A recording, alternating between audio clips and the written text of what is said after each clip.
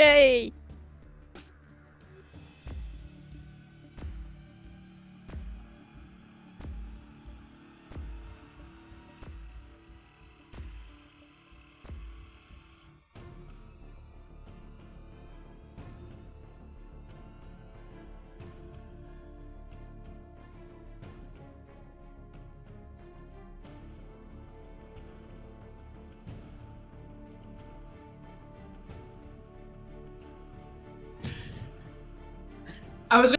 It's January.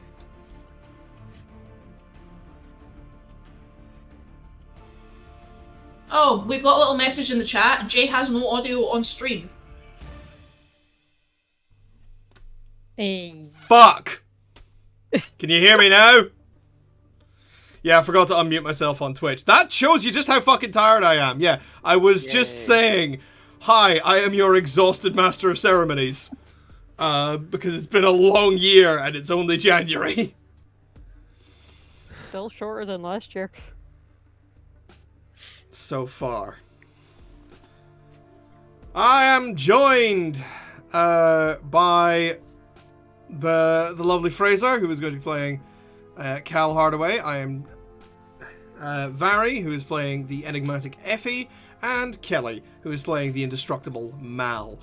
Chris will probably be joining us later because he is off somewhere doing a nice thing for another human being that unfortunately involves him being away from his computer. I think he might be blowing up Parliament. We'll see. Fair comment. That would be a nice thing to do for another human being. For a lot of other human beings. Yeah. Remember, folks, Guy Fawkes didn't get caught because he was wrong. He got caught because he was incompetent. He was! So the moral of the story is, don't get caught. The moral of the story is do not rent the flat across the road from the building you're trying to blow up and sign yourself in as John Johnson. Tell that to the guy that shot JFK. Well, Liar... Yeah, here's the thing. He wasn't, like, holed up in that building for weeks. And he didn't give his name. He was just in a attic. Look, he had a lot of gunpowder to move, okay? Yeah, exactly. Exactly. Get a truck. Well, maybe let's not discuss the best ways to blow up Parliament on stream. It's Parliament. Nobody would mind.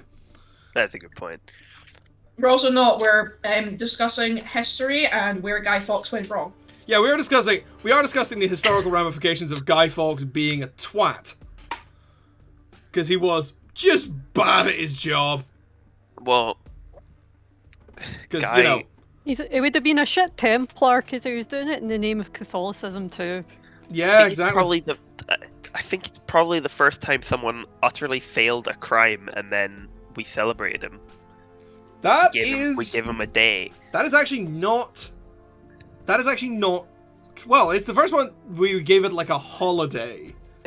But there is actually at least one. We're celebrating him, given that we were supposed to burn an effigy of him. There are quite a few people who deserve more to be burnt in effigy. That's all I'm saying, and in reality. Well, we all know that we are celebrating him.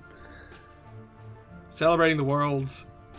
Maybe not the world's most incompetent attempt at political assassination, but, you know, one of them. What I would say is the effigies do change.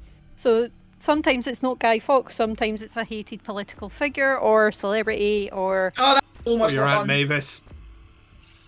She had it coming. She was a cunt. She did have it coming. You didn't have to put a nail bomb in the effigy, but, you know. I am here for showmanship. Yeah, go full Agnes Nutter on it. Anyway, we are here to play a game. All political opinions expressed are opinions. For legal reasons, we're joking. For legal reasons, we're joking, and there's... It's perfect. It's first with Guy Fawkes' performance improvement plan for firing him. No! You had literally one job!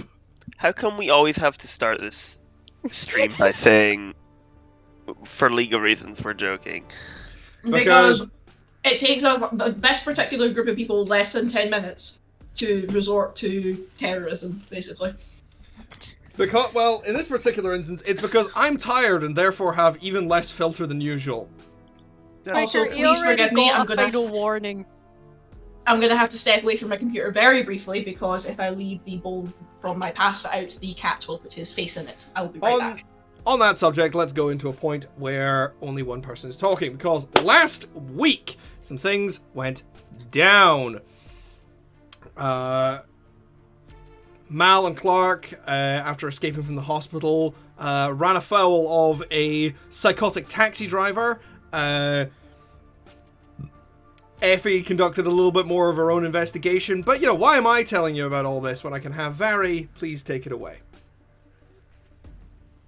So, the reason I am here is I am looking for a way to stop Marco, who works for Chialigeri, but he holds information that I desperately need, and he is stopping my friends and Cal, and we need help. Clark is pretty much out of commission after being put in the hospital by this madman, by Chialigeri, to the point where he and Mal got in a car crash. Fortunately, one of them could walk away from it. The other one is more than likely quite damaged. They managed to get help. They're safe in the Hearthside, which is apparently where the trial to try and clear her name from this whole murder of John Henderson, who is apparently Zeus. And then we've got Cal, who met Luciana, Chialigeri's daughter, who turns out gave us information that Chialigeri can turn people into being misusers, or what. I like to use light terms, but everyone's got their own way of interpretation, as I'm sure you do, Astrid. So he made his children into forms of his pantheon. So that's quite the power which we're up against.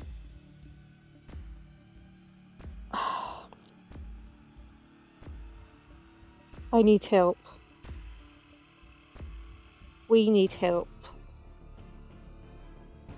I am not a person to ask for it, as you can clearly hear.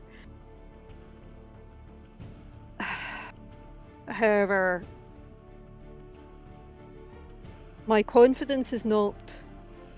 I feel it over my head. Are you able to support us? Or give us any way of trying to assist us in our endeavours? What do you say, Astrid?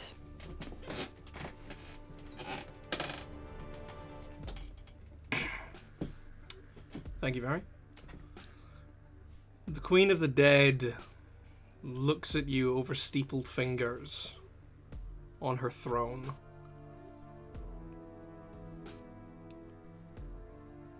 Chialigeri is alive.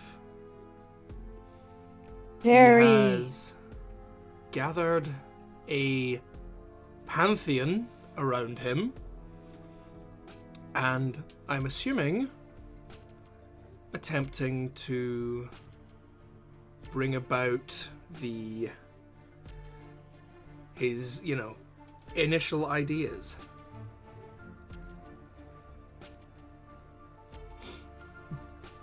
And you want my help.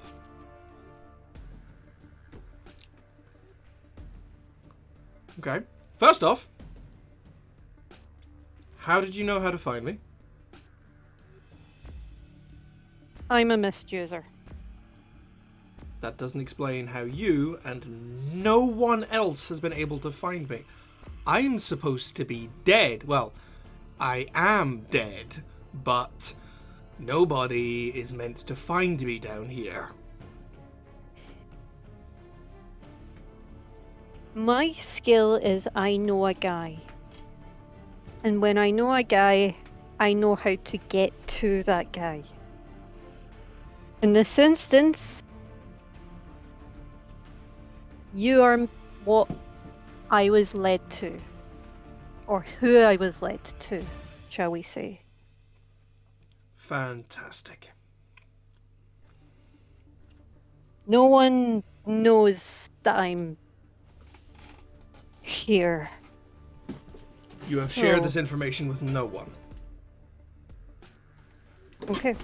So there is no way that Caligari, for example, would know that you're here. And would know that I am still operating. You have no issue in that. I wouldn't want Caligari to even know me, however. My reputation tends to precede. He's not exactly the nicest guy. Hmm.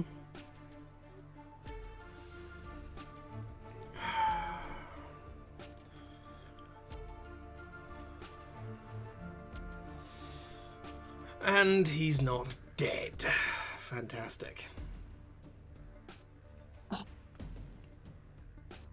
You'd think after impaling somebody that they wouldn't get back up again, but these are strange times.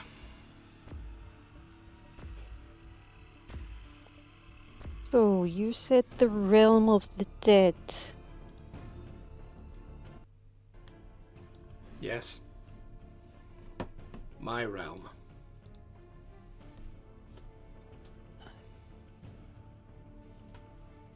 What does that entail here? Well, a few things. Every culture has stories about death. Every culture has stories about where the dead go. And, more specifically, they all have stories about the walking dead.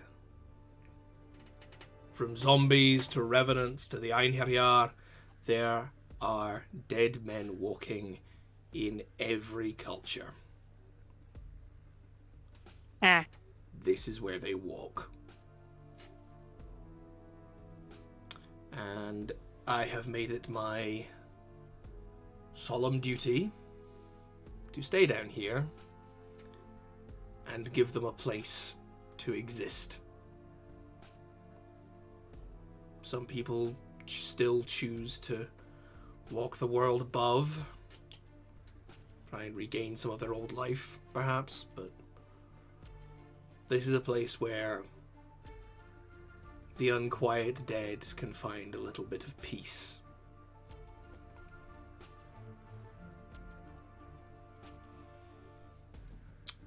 And it is a place for the things that stretch even the gullibility of sleepers. Yeah, I can appreciate that. You know people, don't you?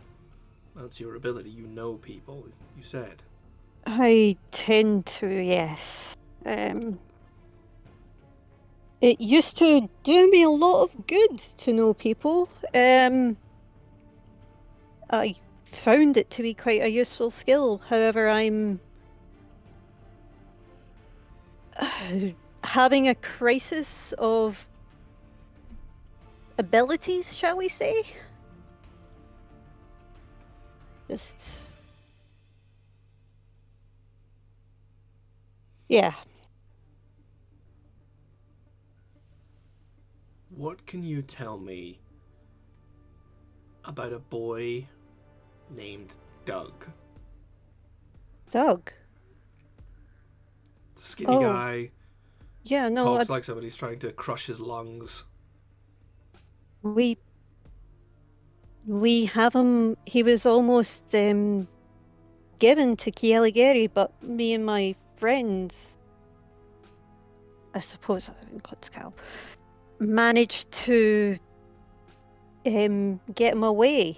He's presently secure in a sanctuary.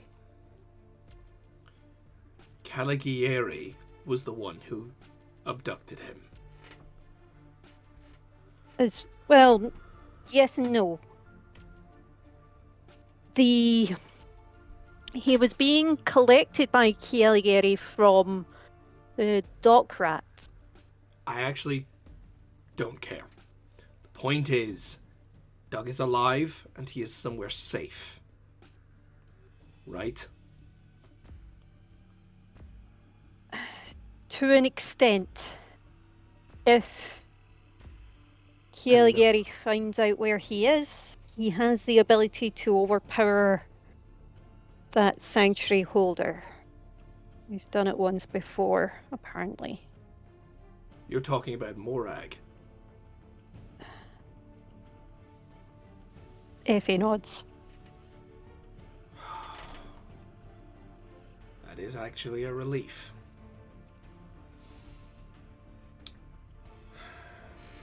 Doug is only touched by the mist, but he is still monstrously powerful. He is dangerous and has absolutely no control over his abilities. Nobody's seen his face, have they? No, he's very conscious of that. Good, he remembers what I taught him. Doug comes from here. Yes. Right. Okay. I found him a little over a year ago. Wandering down here. No memory of his life before, just a scared kid.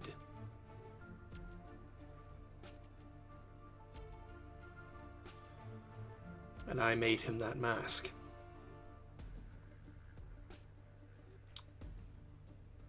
You see,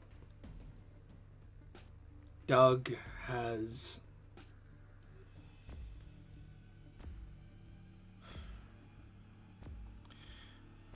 Doug embodies the mythos of a creature that is unknowable. Unknowable. What one might term an eldritch monstrosity. Yeah, that tracks.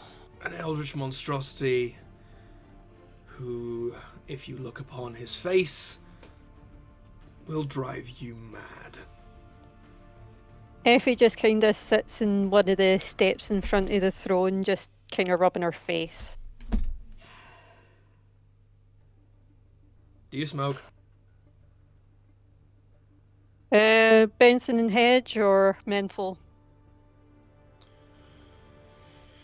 Astrid fishes around in a pocket and comes and sits next to you on the step and proffers you a slightly grubby looking roll up. Effie shrugs and pulls out a lighter from her bag and offers it to Astrid. Thank you.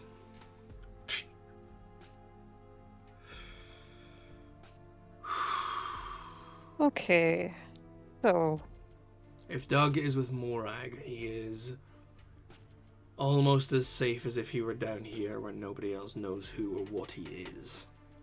So that's good. Morag is a very motherly figure to me, shall we say, so definitely good hands. She does that.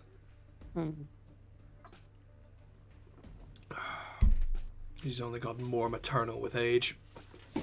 Don't tell her that, she'll be pissed off. Well, then she might come and visit me for once. Effie cracks a slight smile. No. That is after she killed me when she found out if she found out I was alive. Ironically. I'm keeping stum. Oh. Thank you. There's a lot of scary things down here, and I'd appreciate the less people knowing about them, the better. You can feel it, can't you?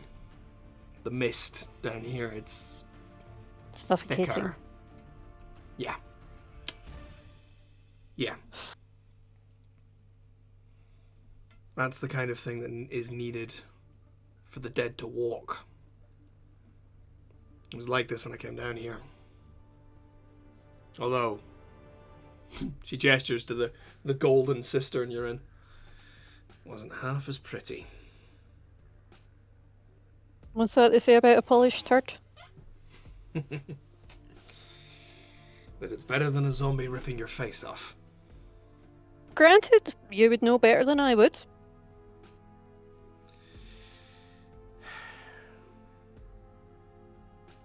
I don't know what I can do to help fight Caligari. I fought him before, but I was... Honestly, I was different. We all were. Billy, Peter, Mandy and I were all very different. I hear that Red is... She was the one that saved my friends from that car. Still leading lost children through the woods. Good Yeah. for her. And you'll never find Peter. Unless you already have. But no one could find him if he doesn't want to be found.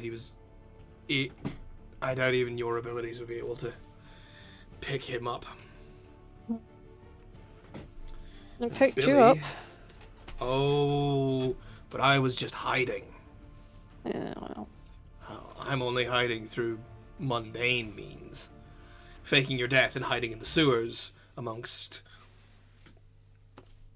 a bunch of walking dead people does wonders for the concealment, but there's no mystical power concealing me. Him, on the other hand, he was all about concealment.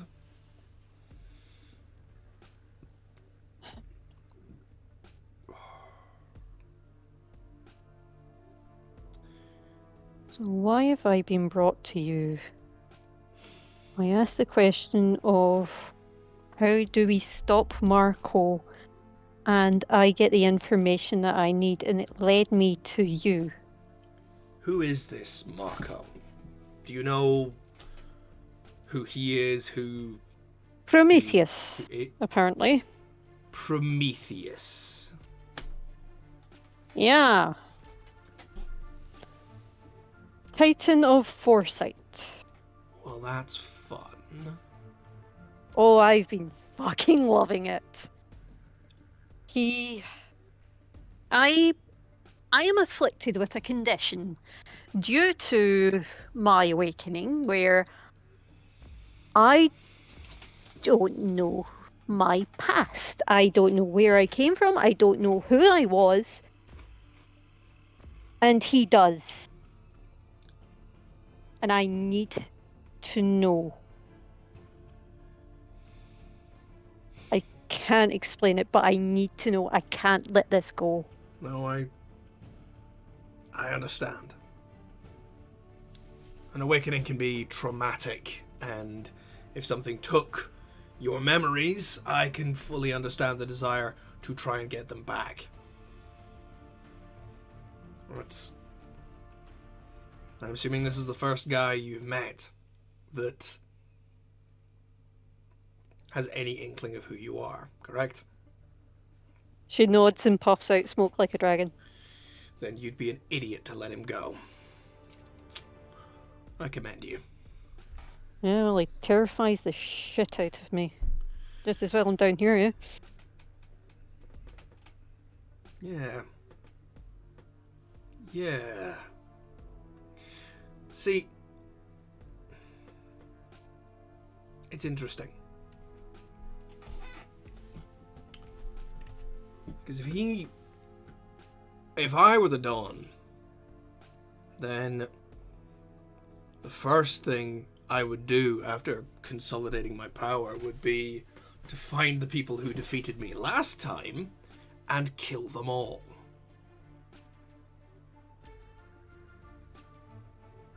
However, everybody thinks I'm dead. Red is... I actually don't know if she can die. I'd be terrified to find out. Well, Tiffany has been quite the thorn in my side. Tisiphone, the Fury. Oh, what did you do? I didn't do anything. I got framed by fucking Caligari. Oh. Not by him, but he thinks that I am a danger, apparently. And I don't know if that's just because of my reputation. He's a crime boss who is attempting to run an entire city. You have the ability to locate people and know things about them. So if I inform someone, it fucks his plan. Great. Yeah, he would either have to do his best. I mean, he'd be stupid if he didn't try and give you a job first. No, He tried to give you a job first, didn't he? Yeah, I asked for a favor. I don't deal in money normally. You don't deal in money, which means you can't be bought. You could have bought me with the information I wanted, but we didn't know that at the time, did we? Money's easier. If he could buy you, then he'd have just done that. Much more effective to have you on the payroll. But if you can't be bought, then I guess that makes you a hell of a danger. So he was going after small fish first, and then he would probably come after us because 4 of us were all pretty powerful in our own right. If he could take out anything that might bring out a plan. But that doesn't answer the question. If he has somebody who has foresight, who can see the future, how the hell does he not know about me? How does he not see any future where I don't think there's any future where I wouldn't help to bring him down. Well, your guess is as good as mine, because I'm down here talking to the dead, and he doesn't have a clue. The dead.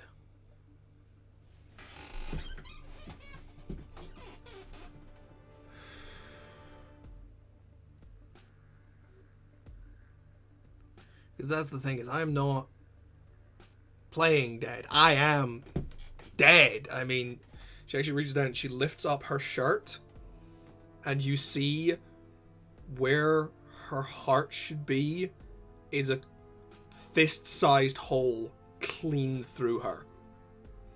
Oh. Okay. Listen, I'm getting less face these days, so that's something. Yeah, sorry, I forgot that that's a bit... No, visceral. no, you're fine. How did that happen? Was that our bestie? No, that one was sort of self-inflicted. It's a long story. I'm but not going to ask. That's your business. It Yeah. was sort of the whole becoming Queen of the Dead thing. Right. Yeah, there's...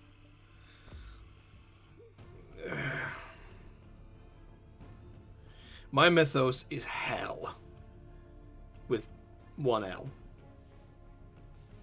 Okay. So the goddess of death does sort of allow me different I have a very different relationship with dying than other people do. I can imagine. I don't know my mythos yet. I know that I travel along lines when I'm delving deep into it. Kind of like a network. Are they red strings? Sometimes. Maybe you're the concept of connection. Maybe you're the web of fate. I don't know. As that's not the important thing here. I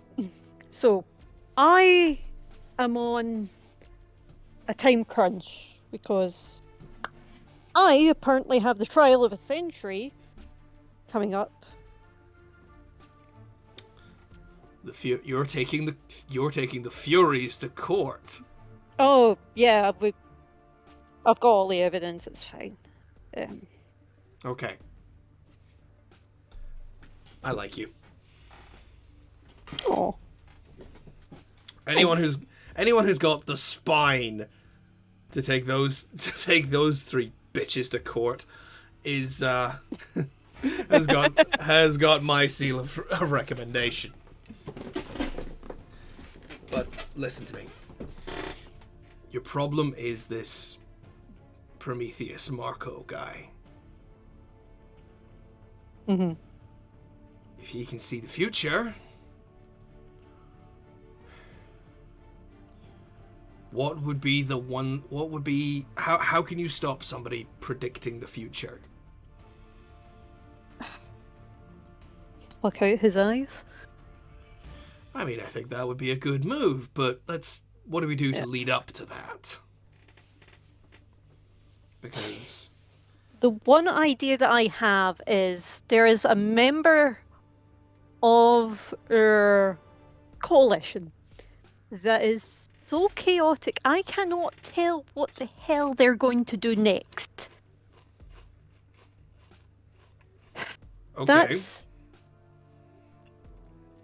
They're too full of possibilities of what's going to happen. But Chaos. Yeah, essentially. But that doesn't mean he will spill his guts about what I'm after. Well,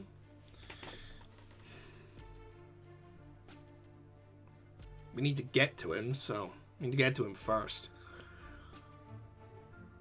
So that won't be an issue. I know how to get to him or get him to come to me.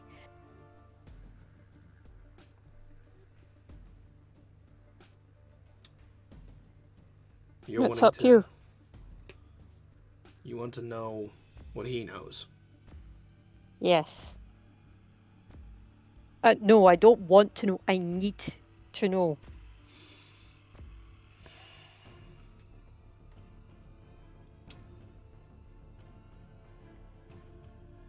Are you a good person?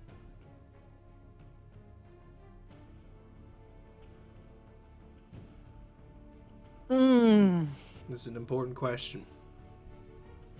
Give me a yes or no answer, Effie. Are you a good person? No, I wouldn't say I was a good person.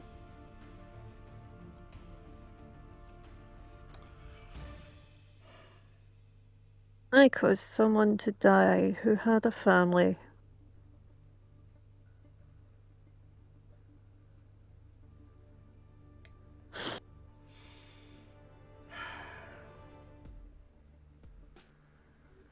So it seems to me that maybe there are darker paths you can take that would get the information you want. You need, sorry.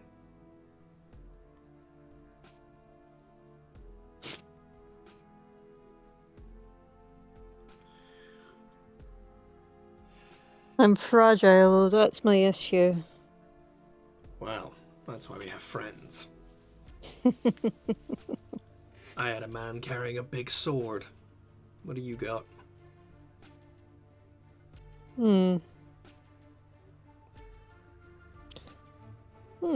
Apparently someone that can't die. Excuse me?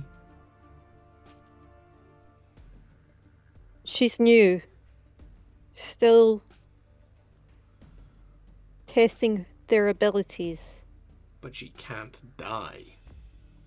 Well, she dies, but she comes back with minor adjustments. So not like me. She's not a walking corpse. No. Well,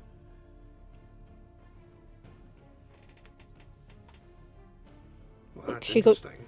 shot in the head, she said, and then she came back with blonde hair.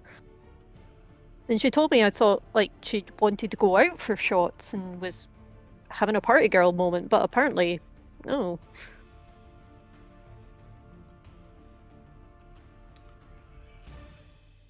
So, you have somebody who cannot die, over whom death has no hold. Ugh.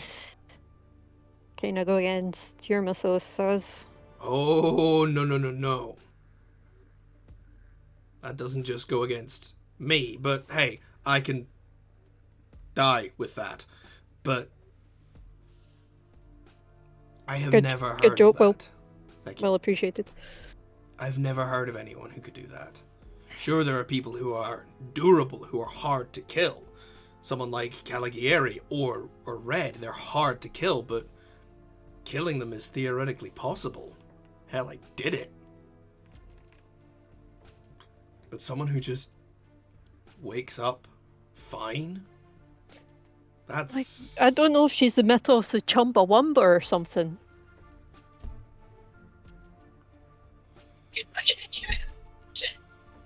She gets knocked down. Knocked down, but she gets up again. It's up again. Yeah, I'm not... Hey, I haven't been off the surface for that long, okay? I am merely being considerate. I'm dead, not old. She goes into her pocket and pulls out the hit flask Effie got off Ethel.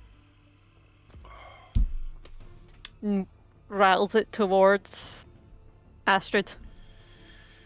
Oh god, yes. I have not actually... You'd be amazed how hard it is to make wine with dead people. Or have dead people make wine. To make that sound less I'm glad you clarified that. Could have Yeah. been. Yeah. Yeah. Yeah. I have not actually had a proper drink since I died.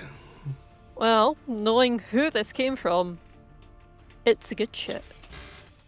Hallelujah. She takes a swig. Okay. Someone like that, someone who can't die, sounds like they might have a very interesting future indeed. Because death is the end.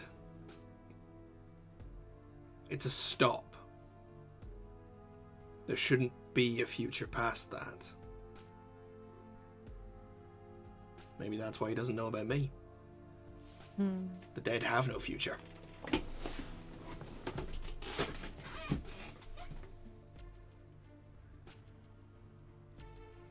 Mal might be a key then with Cal.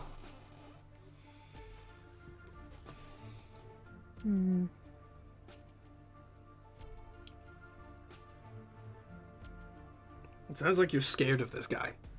Oh, I am absolutely petrified of this guy. I know things. He knows what's gonna happen. Like, I am very aware of my mortality, despite some of the shit I've done. Like,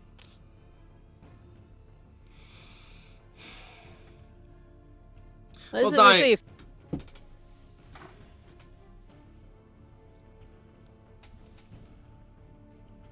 fake it till you make it.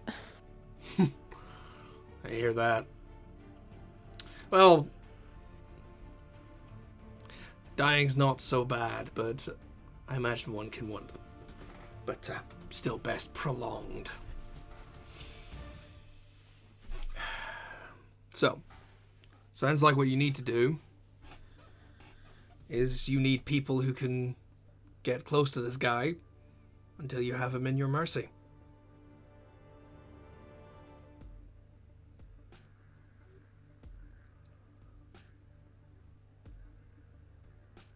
And then my best advice would be cut his head off. Oh no, I'm gonna go full mythos on this and go for the liver and kidney first. Careful in case he regrows that. But then again, that's just the fun all over again. Yeah, well. Look. This is dark. And I suggest you try every other way first, because when you do this, there won't be any comeback from it.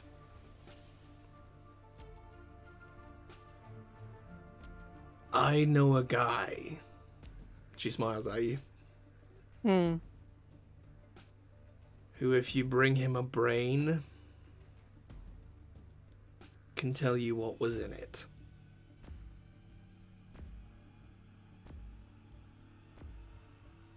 Okay. Try everything else first. Okay. Now, given the nature of my role above, I am aware that that sort of information does not come free.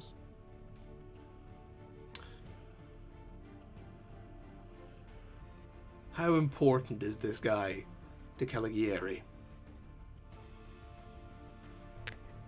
Right hand man? Then that's my payment. I like you as well. I helped kill the Dawn for a goddamn reason.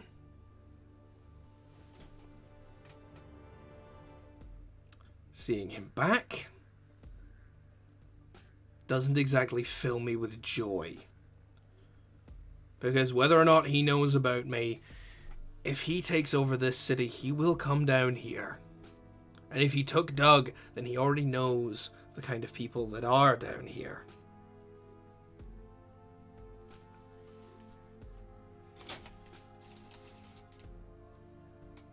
Can't imagine he would take kindly to finding one of his murderers running the place. Fair point, well made. As per usual with you, apparently. Yeah, okay. I spend a lot of time around a lot of people who are very big on metaphors and symbolism, and I got very tired of it very quickly.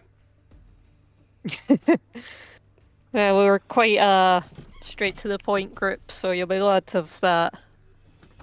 Yes, because apparently when you die, your level of pretension just goes... Vup.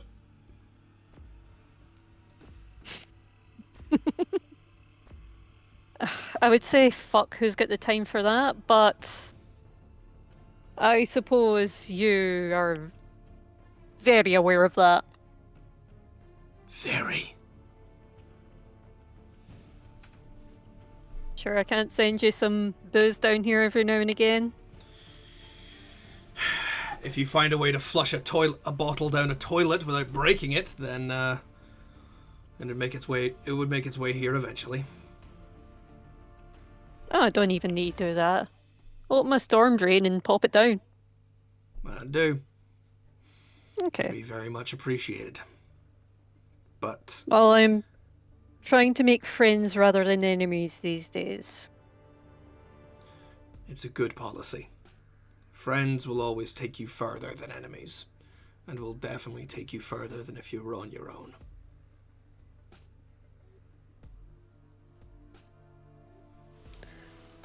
I struggle with that. Nobody gets through it alive. Nobody gets through it alone. That's life. And, in a lot of cases, death as well.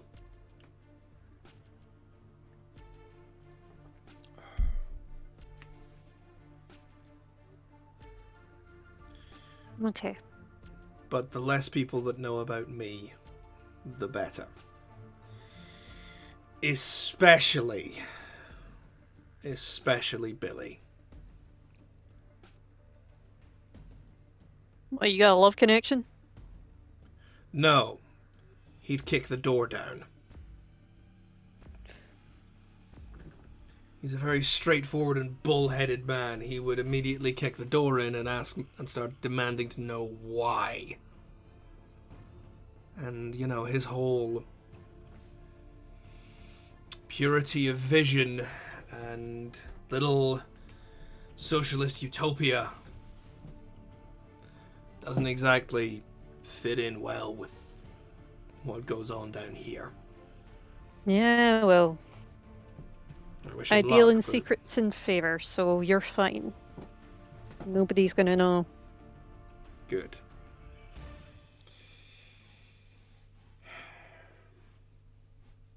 So I need to get back and stick with my friends. And Cal. Cal is a friend. We just have a conflict of personalities at times. Makes you feel better. Friends fight. I mean, I remember Red and I once got into a sort of ethical debate so heated that I nearly killed her. She'd have told it differently, but they're still the best of friends afterwards. If it helps, you don't want Meg down your neck. Meg, Alex, and Tiffany are... Yeah, that's fair. Yeah. There are ways to sanction... There are ways to sanction the murder of a rift. But, usually involves challenging them to a duel. Or there's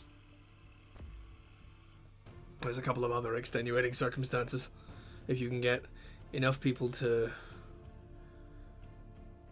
vouch Sign a for petition. you. If you can get people to vouch for you and you announce that it's been done, that usually helps.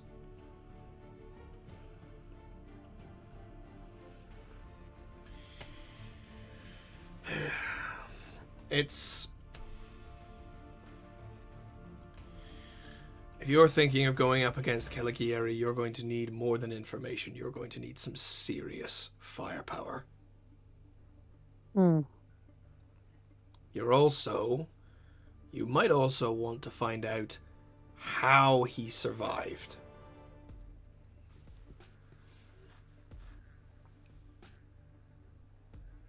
Because if you just kill him and he comes back in another 5 or 10 years, then what's the goddamn point? Oh, Kronos can be a cunt. Yeah. I mean, we found that when we fought him, when we injured him, he could sort of step himself back in time to a point where he wasn't injured and then act differently.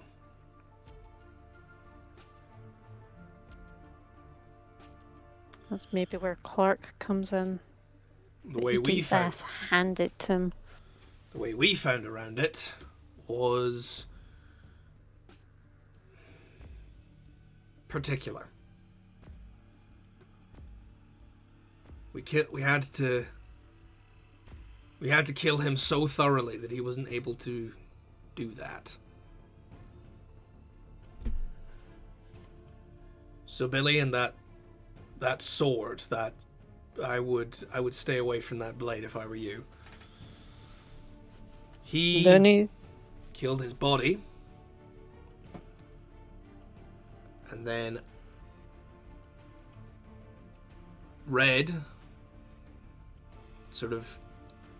and I kind of worked together to guide his soul out of him, while Peter tricked him. He tricked his mind and body into not realizing what had happened until it was too late. So when I say we killed him, we killed him.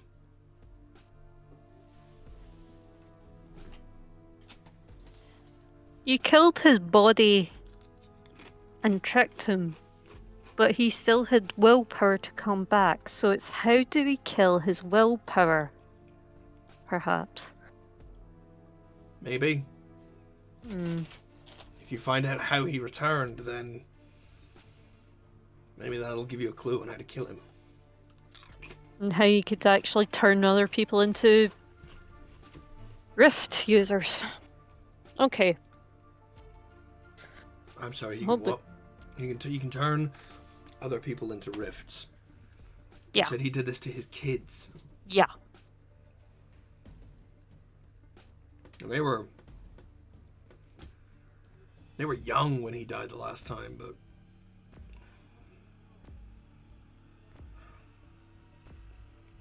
makes me wonder. Anything that would require that much power would be immense. And I doubt quick. I don't suppose flashing Doug's face at him would help. Well, do you really want to find out what happens when you drive an avatar insane? No. Might be worth something. I'm already dealing with enough shit from one avatar. Well, two avatars, I suppose. Tiffany and Caligari.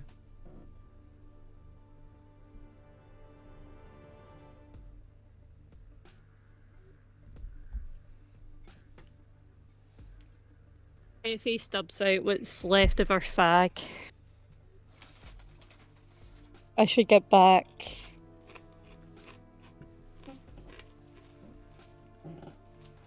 Sure, I can't offer you a phone? No. Not that it gets signal down here. Phones can be traced. I'm happy with my isolation. Although it seems to be that if you need to find me, you can. Would that be so bad if I visited every now and again? Maybe not. Who knows, I might bring you a Chumbawamba CD. Maybe it wouldn't be so bad. Yeah, all I've got down here is the Velvet Underground. Yeah, I can see how that could get to you. After the 400th playthrough, yes, it does.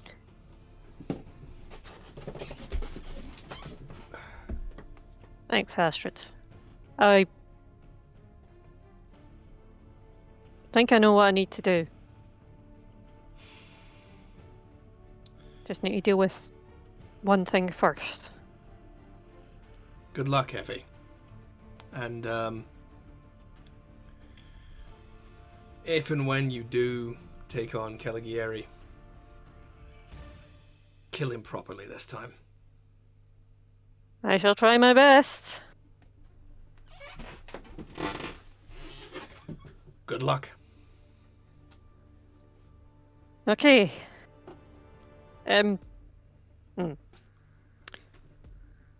So do I And just... that tunnel, the guide, the dude with the lantern, he will meet you. And he'll take you back to a place you can get to the surface. Yeah, that was what I was going to ask. That's cool. Yeah, sorry. It's not often I have to direct people out of here. No, I imagine this is not a common occurrence. No. Yeah.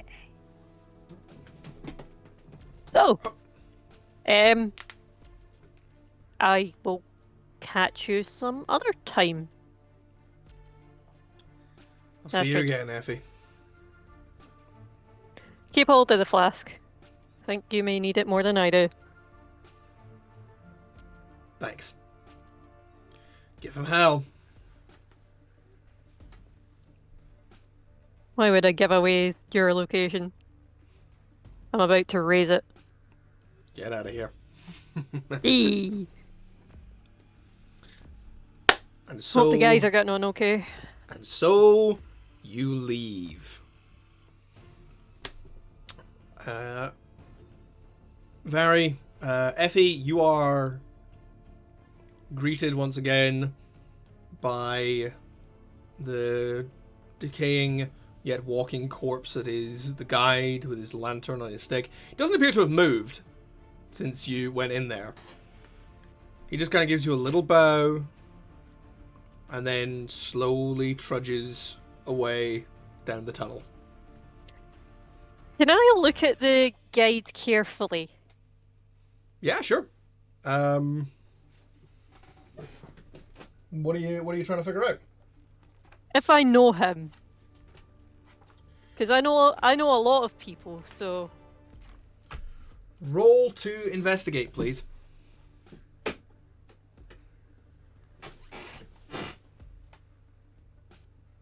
Okay, that was a 5 and a 2.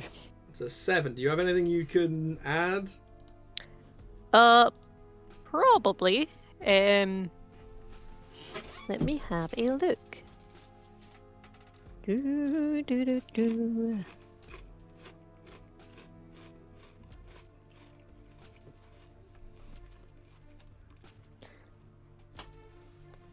Come on, Barry. I know guys. I know all the guys. So many guys.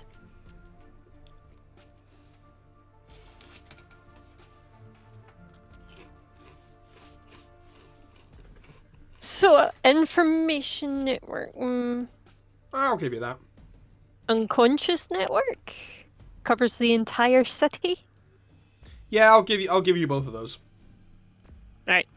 So, that bumps up to a 9.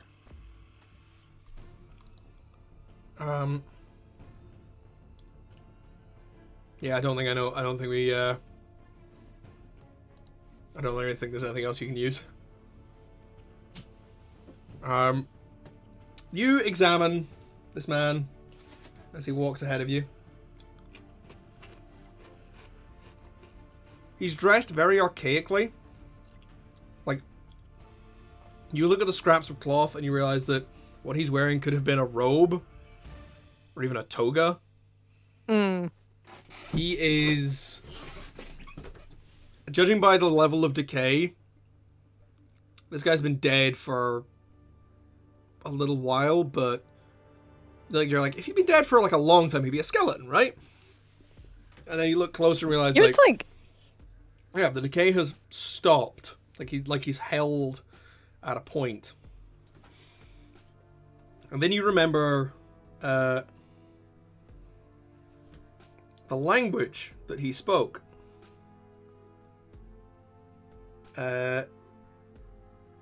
When you first came down here, and you remember the phrase that you said. And you realize it didn't sound like any language you had ever heard.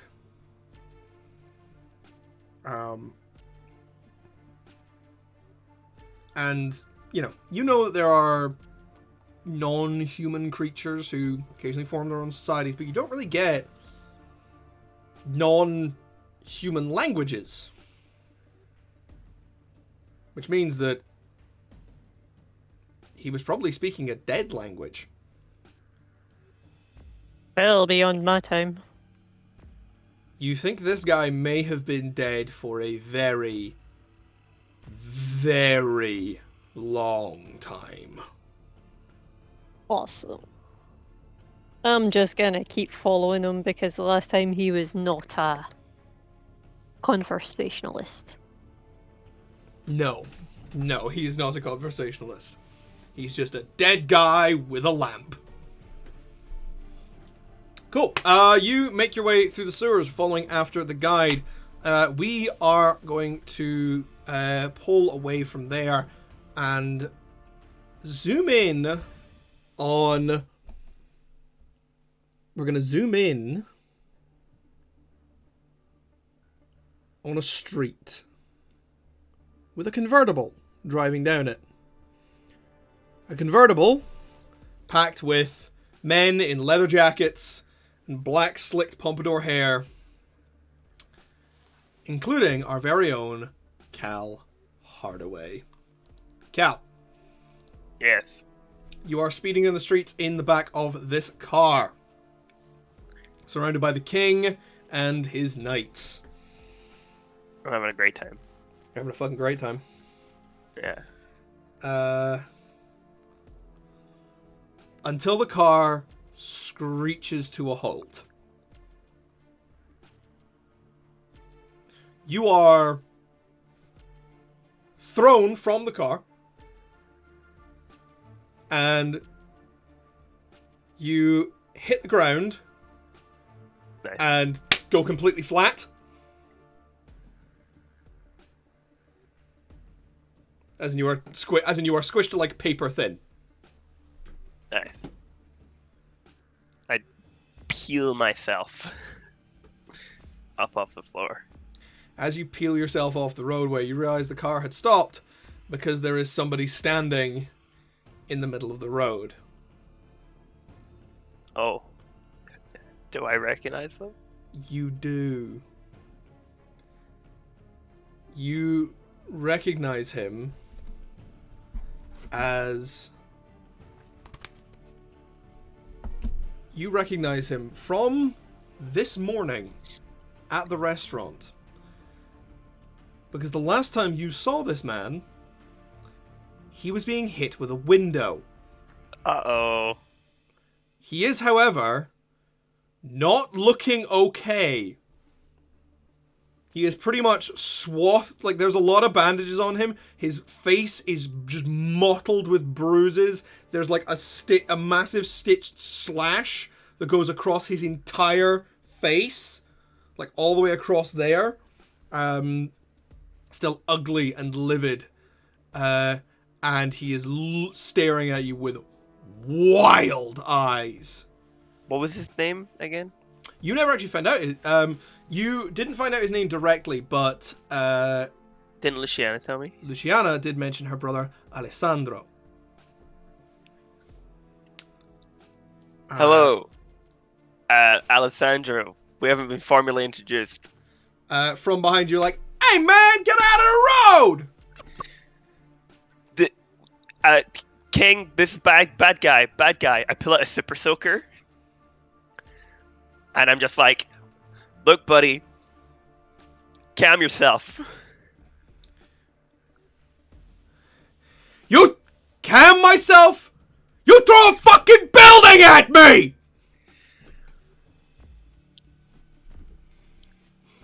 Forgiveness is a long road. And it takes its time for us to take that first step, you know? And to be fair, you have to think about it. Your dad was trying to kill my friend. You threw a fucking building at me!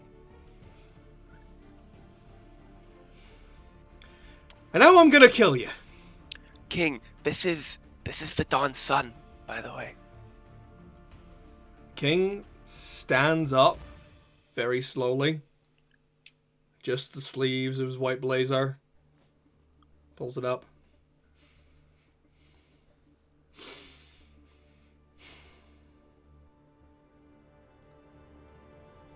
Now tell me, son, you wouldn't want to stand here and start a fight, would you?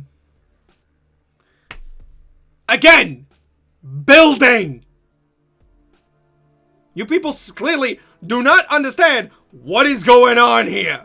Cal, you look at Alessandro. He has clearly flipped. Oh, jeez. Like, this dude has lost his fucking shit so hard. Nobody crosses us without getting barbecued. So, you want to die fighting? Or do you want to get down on your knees and die the old-fashioned way? And he clicks his fingers and flames ripple across his arms. Behind you, you hear the whisper of steel and the sound of 2 blue suede shoes dropping to the asphalt. And the king is standing beside you, holding the sword.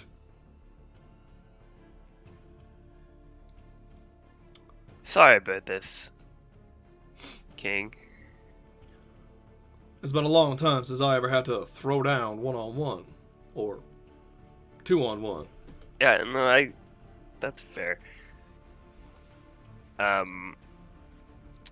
Yeah, this guy was there when I did the whole building throwing thing.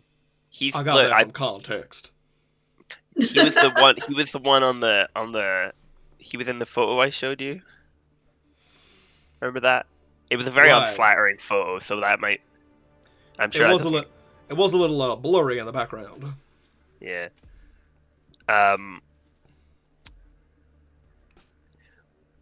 Look, Alessandro, we don't really want to do this right now. You don't want to do this right now? We were like in the middle of something. You don't want to fucking do this right now? Okay, I guess we're doing it. He raises his hands and we've got Chris! The cars on either side of him explode. Oh, jeez. Like fully just mushroom cloud. Boom! Erupt. Hi, Chris. We're about to have a street fight. I was going to say, did I just arrive at a moment? Yeah. Yeah, you arrived at a moment. We've just had like a full almost hour of Effie and the Expositionists. And yeah. That would be a solid band name, I'm just saying. Effie and the Exposition. And now... Sorry. No, that was by design. That was very much by design. I was keeping with that until Chris got here because I wanted to do other stuff. Fair. And now, Cal is about to throw down with the Dawn's son, who appears to have gotten his way out of hospital and is not looking okay. Like, he is... You can see he's standing, but you can tell that he's probably not able to walk very well. Like, the bruises across his face, the huge slash across his, like, running from one temple to the base of his jaw. And as he raises his arms, you see bandages and more bruising just kind of coming out from under it. And the fucking crazy look in his eyes. I would like to pull the trigger of the super soaker that I'm holding and make it unleash just a ridiculous amount of water. Yeah, this is like this. You have Alessandro. fully just hooked a fire hose up to a water main and just gone. You also go flying back. Yeah, that's fair. You motherfucker! And What? he just lets out an enormous blast of yellow-white fire that runs down the entire length of the street. And, yeah. despite the massive blast of water, you feel the heat of it ripple through you. Every single car alongside it blasts up and bursts into flames. Tires melting. Every window on every building that runs along this street, the windows shatter, and the frames either begin to char and blacken, in some cases catch fire if they're made of wood, and start melting if they're made of metal. Your truly geyser-like blast of water hits the end of his tunneling course of flame, and you are going to roll for me to go toe-to-toe. Wonderful. Also, yeah, the foundry has been open this whole time, guys. You can jump in. So you don't have to take 3 minutes to find your character sheet. That felt like a pointed remark. Well, yeah, because I looked at Foundry, and the only person who was in was Vari, and that was when I asked her to make a roll. To be fair, so far the only person who's played the game has been Vari. Yeah, but you guys, like, we've... In my defense, I've had Foundry open for the last hour and only closed it in the last 10 minutes to save my some Wi-Fi. So... I was gonna say, like, this is the 14th episode. You guys we should know what to do by now. We're professionals, I swear. So, bag of tricks, because I have my Super Soaker. Yep, you pulled out your Super Soaker, we're taking that. Toontown. Because it's not just a normal Super Soaker. That's more about making the world... It is a cartoonish amount of water. Yeah, I don't think I could have done that before. Yeah, but I'm trying to work out whether or not that's just part of the object, or if that's part of the... Like, is there a hose coming out of the Super Soaker and it's connected to a fire hydrant? I will give you Toontown, because none of the objects you pulled out before you had this transformation really had... like, toon physics normal. Associated with them. Yeah, they were all pretty normal. They were ridiculous in the context of the situation, but they never behaved in ridiculous ways. So +2. So you need +2 on that.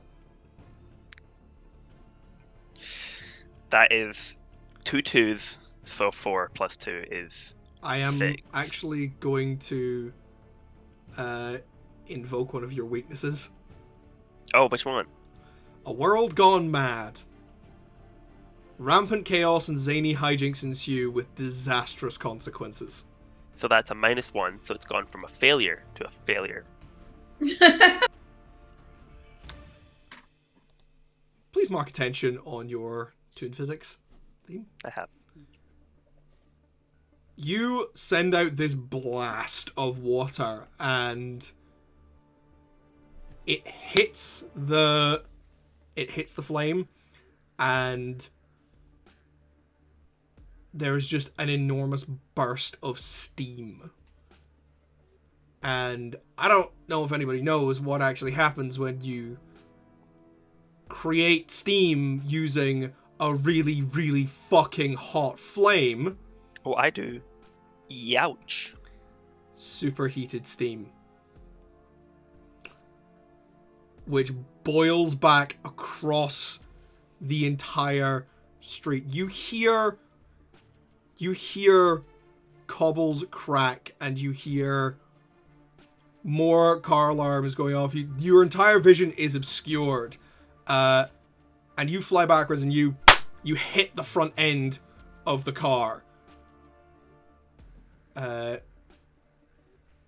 and as you sort of like pull yourself up, it's going, oh, there's a perfect U-shaped dent in the front of the car, just going. Oh god, sorry. You hear screaming from many different locations. And as you kind of struggle to your feet, you realize a couple of things. One, because of the steam, you can barely see anything, and you cannot see the king anymore. You can't see the king or Alessandro. What you can see is the flickering light of fires in the buildings to either side of you.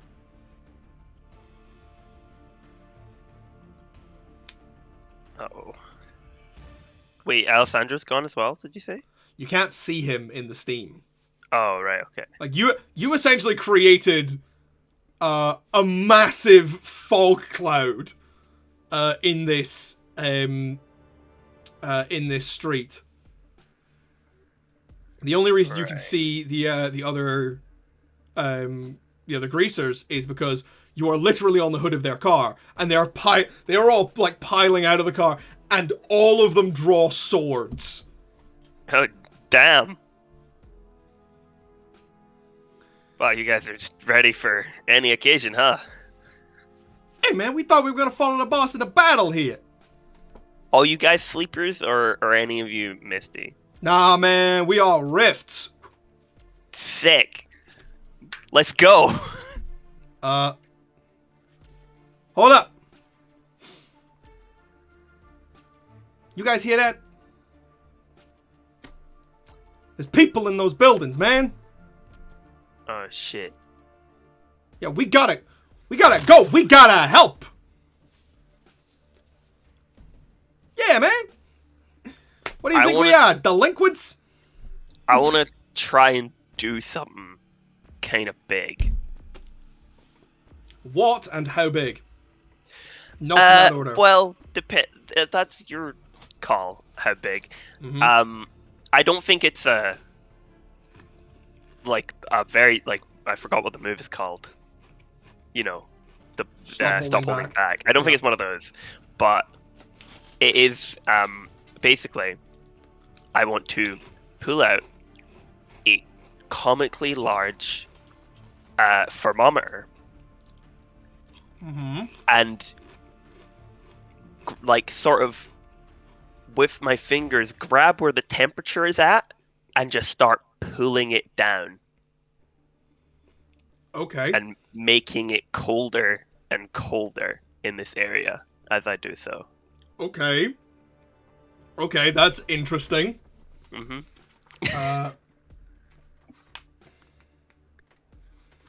Yeah, this is gonna be a change the game roll. Yeah.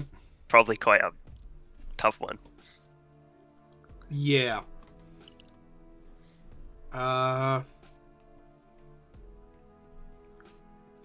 So yeah, because what you're essentially trying to do is you're trying to, rather than pulling out a thing to do wacky hijinks, you're trying to pull out a thing and influence one of the base laws of physics. Well, yeah, it's a prop basically. Actually, I'm gonna do a bit more. I turn to the gang basically, and all of a sudden there's a screen behind me with a map of the city, and I have this telescopic stick that I unfurl and I start pointing at it, and I go, as you can see here, there's a cold front coming up, and I'm in a suit, like a weatherman's outfit all of a sudden. Okay, that certainly a blizzard sounds is approaching the city in this localized area. Okay, you know what? Yeah, so what we're gonna do is you're gonna roll to change the game. I will let you take a left turn at Albuquerque. Thank you. Okay, so this is Bag of Tricks, taking a left turn at Albuquerque, and Toontown. Sick. Any weaknesses? Yes, I am going to invoke a world gone mad again. I've leveled up. We'll deal with that in a second. Later. We will deal with that fucking minute. So that's a +2 total. That is a +2 total, okay? Roll to change the game. Because if you do pull this off, this is going to be kinda massive. That is 2 4s +2, which is a 10. Okay. That's what we're looking for. That is a complete goddamn success. No failure on this one. Well, I failed last time. I bound to get success. That's gambler's fallacy. You whip out this board with your telescopic stick, suddenly in a full, very important suit, red tie. He's like, as you can see, we've got the cold weather front coming in from here, and a huge avalanche of snow bulldozes down the street. There was like Great a stuff, flurry. folks. There was like a flurry in front of the camera, and Fraser, you're now standing there in the biggest and thickest parka, like a big fur collar, so big that only your nose is sticking out. And here's like, that's a cold one, folks. The steam clears as the ambient temperature goes through the fucking floor. And you see out in the middle of the street, the king and Alessandro are throwing down. The buildings to either side of you are not like fully large-scale ablaze, but you can see some flames licking out of windows, and you can hear people yelling. What are you standing around for? Go, go! You turn around, and you feel your own power sort of spread out, and all 5 of these greasers are now dressed in like big yellow fireman outfits. And I'm all of a sudden wearing like a fireman's captain's outfit. Yep. And I'm like, go! Save those people! Like, hey man, what about... Don't argue about the duds, just go, go, go! And they spread out trying to help. One of them pulls out a phone and immediately calls 999. Which is the first thing you should do if you see a building on fire, even if there is a psychopath wielding the power of the sun. What do you do? I'm getting me mallet. And I'm running. Right towards Alessandro. Yep. You see that the king has actually been kind of slowed down by the snow because it's like up to his waist. And he's a tall dude. Yeah, but realistically, so is Alessandro, so... The snow is already melting around Alessandro. You jump up, pull the mallet out, land on skis, and just go whee across the surface of the snow, because frankly, that's funny. That's some cartoon logic. I'm ice skating. You're ice skating across snow, yes. And Alessandro is standing there, flames already reignited, and he's like, haha, neat trick. You got anything else? Throws more fire at you. I gracefully skate out the way. Roll to face danger. I thought I could just say it happened. Damn. Nah. I have nothing for this. I'm just trying to dodge it. I can maybe give you tone armor. Why don't you do the Bugs Bunny wiggle? The Bugs Bunny yeah, wiggle? have half my body like move out the way. What? Or like, While the other kind of half. like when you like stretch up really tall and like bend round attacks like you're a rubber band. Yeah. Toon physics. I was just gonna like be really like a graceful ice dancer and like It's like you skate around pirouette in a tutu. yeah. I would just like to point out, just for the sake of, you know, everything we know of your character, it's not funny. That is true. What would Just saying. what would be the funniest thing to do in this situation, Fraser? The funniest thing to do. Swallow the flame. I like was it's gonna a say spicy pepper. My jaw opens up. I breathe in the flame and shoot it back, spit it back at him. This is absolutely rolling to face danger. Yes. I will give you the circuses in town. And I think that's maybe it. Yeah.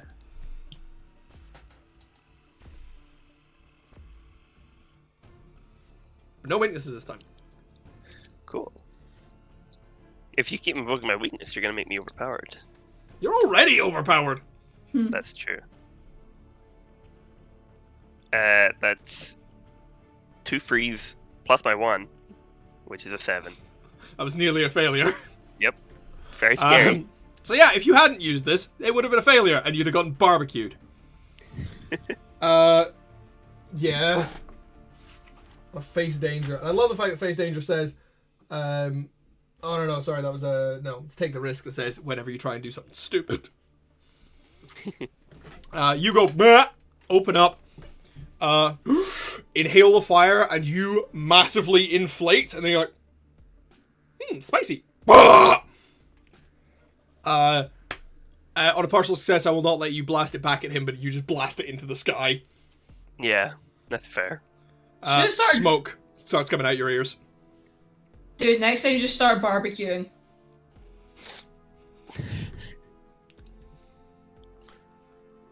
I'm not taking That'd be funny. I'm not, sorry. You guys have your own mythos, okay? I know, but I haven't been in any of the scenes yet. Stop telling Bugs how to bunny. Your fault, isn't it? No, it's not. I would just like to point out, Fraser, while you like dunk on your sister, you would be dead if we hadn't told you how to Bugs your bunny. Well, you would be dead if I didn't throw a building at a guy. I'm just saying. Yeah, but I died for you. Okay. Anyway! Guys, come on, let's not fight. You're tearing this family apart. We not right. My love for Fraser is worth tearing this family apart. I'm gonna have a fucking word with all of you when I come back. Because I was gonna say, can we just not have a deader than thou contest? Because Mal will win. Mal will absolutely win. My God. Okay, let's. Can we not? Yeah. What do you do, Fraser, as you are skating towards Alessandro?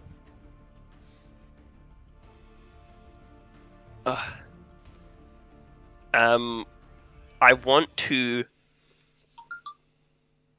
skate. I want to skate through his legs. I sort of lean backwards, impossibly low to the ground, and skate through his legs. Full Hermes style limbo, just wait. Yes, and I draw something on the ground beneath his feet as I do so. What do you draw? An X. Oh my God. Please be a piano. I then point up at the sky. I think this is a hit with all you've got. Yeah, it is. Yeah, I think this is a hit with all you've got. It's a Toontown. Mm-hmm.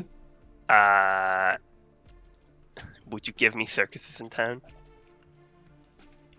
This is kind of funny. Maybe taking a left turn at Albuquerque, but I don't know about the circuses in town. That's fair. So +2?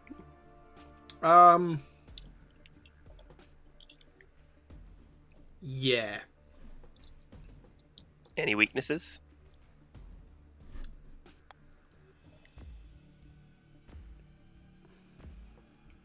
Genuinely, I'm very tempted to bring in your I can never know peace weakness. Because this is very violent. Peace was never an option.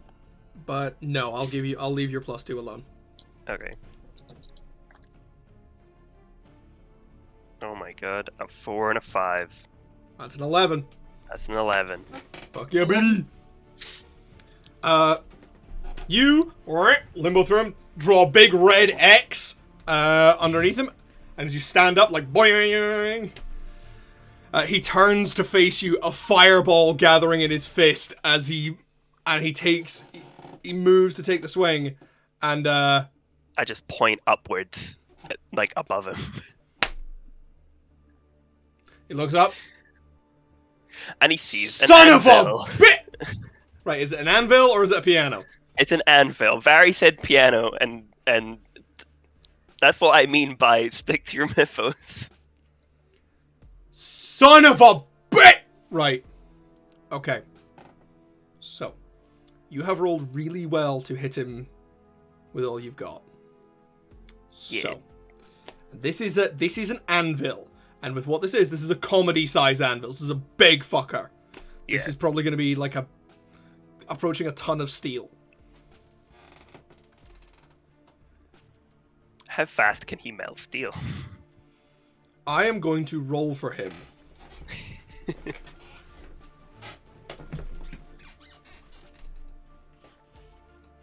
In my fancy new dice tower. So, I have a set of percentile dice here. Now, this is now our equivalent of the Dimension 20 box of doom. Okay? I'm going to tell you this right now. If this anvil hits him, he will die.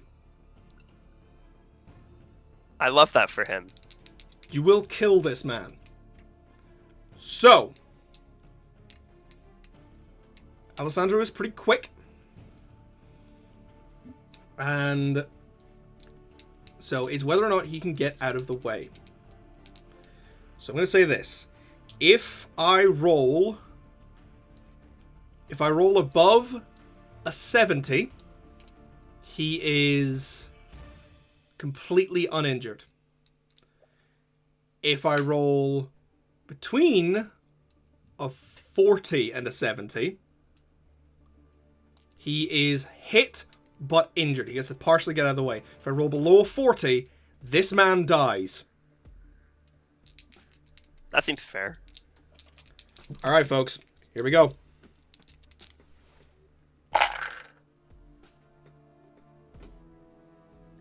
That is a 74. Damn. He bursts a light and dives out of the way with the speed of a flame, and the anvil hits the ground and the asphalt cracks beneath it. Just boom!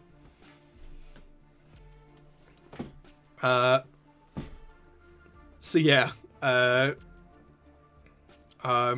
and he gets up, staring at you, still burning, and he's just like, I'm gonna fucking kill you, man. I'm gonna fucking kill you! I really thought that would work. And then a hand is laid on his shoulder. And stepping out of nothingness, Fraser, you recognize Don Caligieri from the back. Oh god. He takes his son by the shoulder, looks back at you, looks back at the king, and smiles. Good afternoon. It seems that my young Hellion child has rather gone out against his father's wishes. I do apologize. It's fine. Mr. Hardaway, if he does not kill you, I certainly will someday. Mr. Jackson, I hope you enjoyed your reign while it lasted, Your Majesty. We will be seeing you. He snaps his fingers. And he and Alessandro are gone.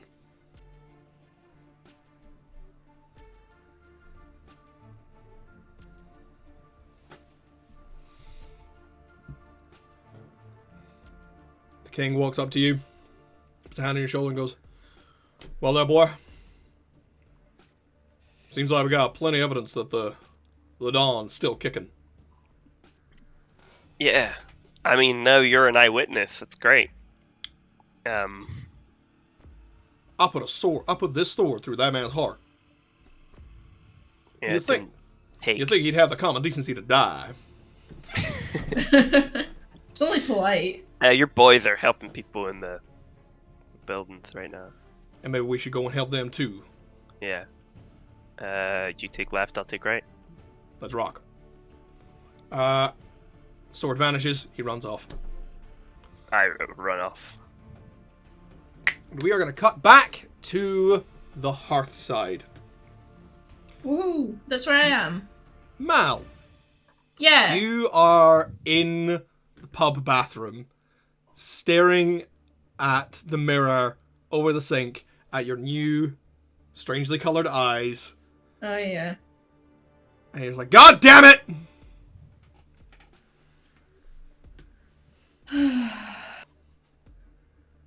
She's just staring at a face that doesn't look like it's like she has a weird like sister or something. Her face looks the same, but the hair isn't right and the eyes aren't right, and she's freaked, to say the least.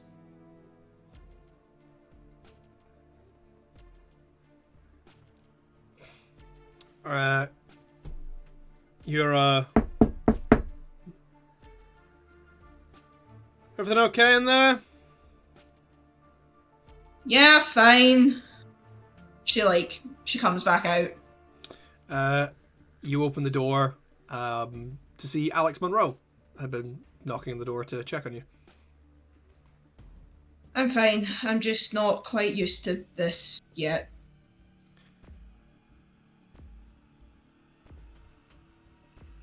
This? What do you mean, this? You're... Well, I wasn't blonde a week ago. And my eyes were the same colour. For a start. Also, I hadn't died. Right, the dying. At any point. Yeah, the dying. Every time I come back, something... I look just a little bit different. And...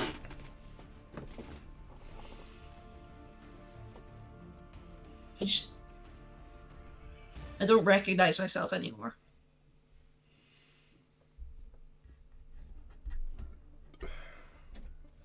Well, I can't imagine that is easy. No, but there's nothing I can do about it, so... Come on. Yep. She leads you back to the main tap room, where Meg is, for want of a better word, holding court. Tiffany is still sitting in the corner, staring at a glass, not moving. Yeah, I'm gonna give her a relatively wide berth. Yep. Meg just kind of leans back and goes, so, the Hearthside has been selected due to its reputation for neutrality. It is a known location for rifts to operate in. Basically, all in all, it is a peaceful space where this trial can be public, and anyone who wishes to watch it to ascertain its veracity can do that. And it is a safe place where we are unlikely to be unnecessarily interrupted. However, the trial cannot begin until all of the defendants are in place. We do not try people... Well, we can try people in absentia, but in this instance, I would rather not. We are also in need of your legal counsel, which I have been assured that you have procured, according to whichever one he is. She points at Buck. That's Buck. Right. He assures me that you have a lawyer, Vincenzo Rossi, apparently. He is once he arrives, and once Effie and Mr. Hardaway have arrived, we can begin the trial. And also while Mr. Smith is awake. because I'm pretty sure that he has passed out in that chair. Oh, fuck. Right, yeah. While we're waiting for them, I may go put him upstairs. And I'll go wake him up when we're ready to start. That would be a good idea. Clark? She kind of gently sort of like shuggles his shoulder. I was gonna say of my clearly lightning reflexes. How lightning are they? You're unconscious. Yeah, that's what I thought.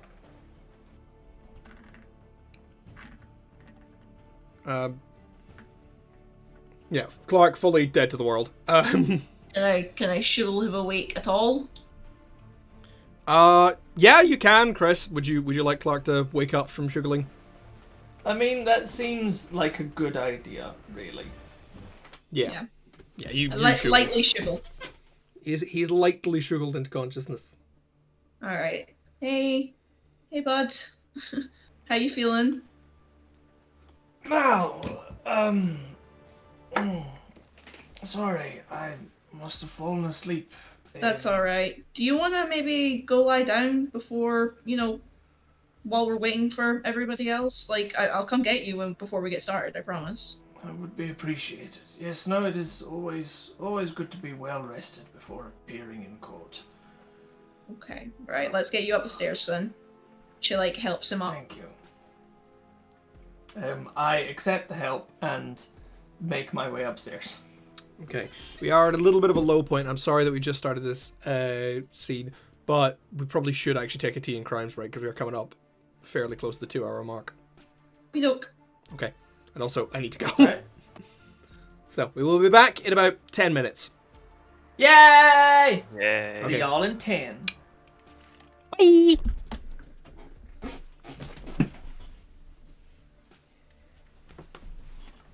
So Twitch, what Jay doesn't know is I'll be here the whole time. Are we still on Twitch? What? Are we still up on Twitch? Yeah. Were we ever not up on Twitch? I actually don't know what Jay does during the breaks, if he takes us off or puts up a little banner or something, or if he just leaves us to... It's not Normally- not He sophisticated always- enough to turn He us always off. just leaves us on. Like, Yeah. they Oh. can hear it.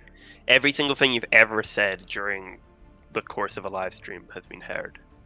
Awesome. If Jay can hear it, they can hear it. Nice. Bum, bum, bum, bum, ba-dum, Bum bum bum bum bum, bum. bum, ba-da, bum, bum, bum, bum.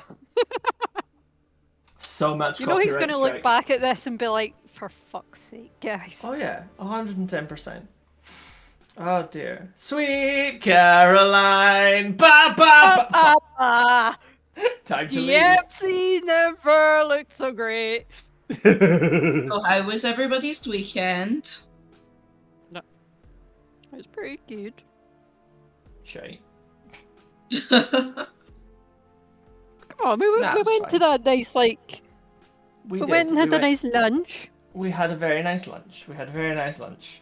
No, And we got a washing machine again. the washing machine now works, and we are arseholes. Yeah, we are arseholes, but it Yeah, we works. Exactly. That's the important thing. Why are you arseholes? That'd take too long to explain. Alright, fuck me, I guess. That's not what you would. Well, I was about to say that's not what you do with arseholes, but Don't make Maybe it it's not what you do with arseholes.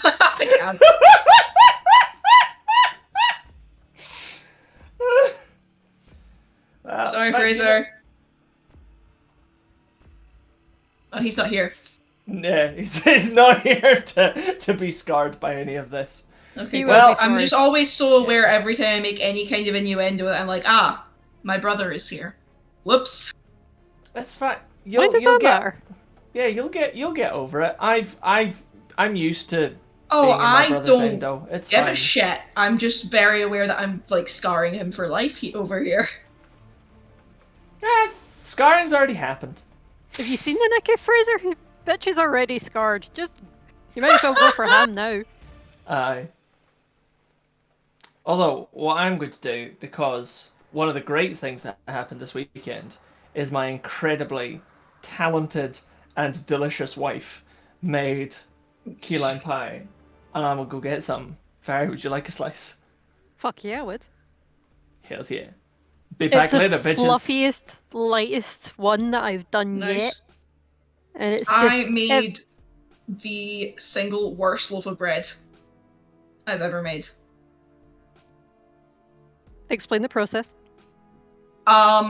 Well, the process was so you know how normally when you go to bake something like a loaf of bread, you think, hey, I could really go for some bread, Yeah. and that's what spurs the decision. So my thought process was more along the lines of, wow, I'm really incredibly angry. I need to beat the shit out of something. So you needed. Yes, so I made bread with the intent to, you know, beat the ever loving crap out of it, which I did. And then, you know, when that was done and I felt better, I was way too tired to go through the whole, you know, proofing, knocking back, proofing and baking process since it was already like nighttime. So I decided to cold proof it overnight in the fridge. This was a mistake.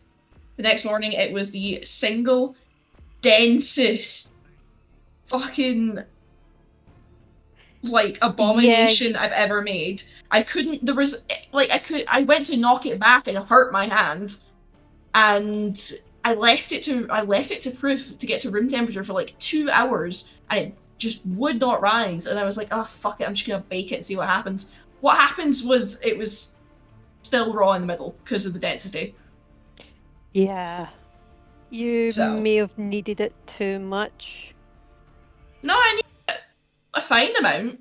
I needed it for maybe 10 minutes or so, just until it was springing back when you poked it.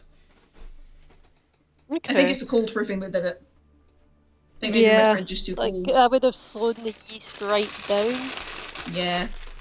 So the yeast would have been very sleepy. Very sleepy. Did the yeast touch salt, perchance? Unsure. Why? Salt kills yeast. You know. So when you're making bread, you keep the yeast in the salt in opposite sides of the bowl, and then you do your thing with the water. Fair.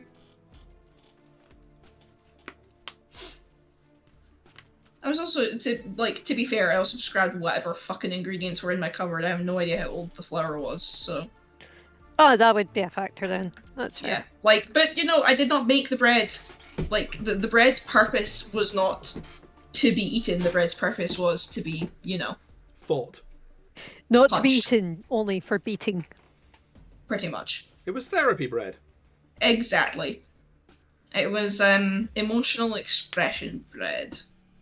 Look, sometimes you have a long day and you can't do anything to make yourself feel better except kick the shit out of a pastry.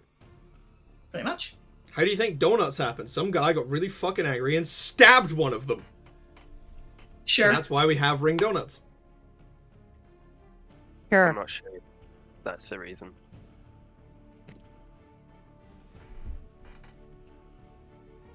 What's to say? Which I know is the exact statement that will get either Fraser or Kelly jumping onto Wikipedia to prove me wrong. Yeah, what did you say? I know you're wrong. I just don't need to prove it. I don't care enough. What are you wrong about? I wasn't paying attention. The origin of ring donuts. I say that that's how we got them. Is that, you know, someone had a really, really bad day and got a donut and stabbed the shit out of it.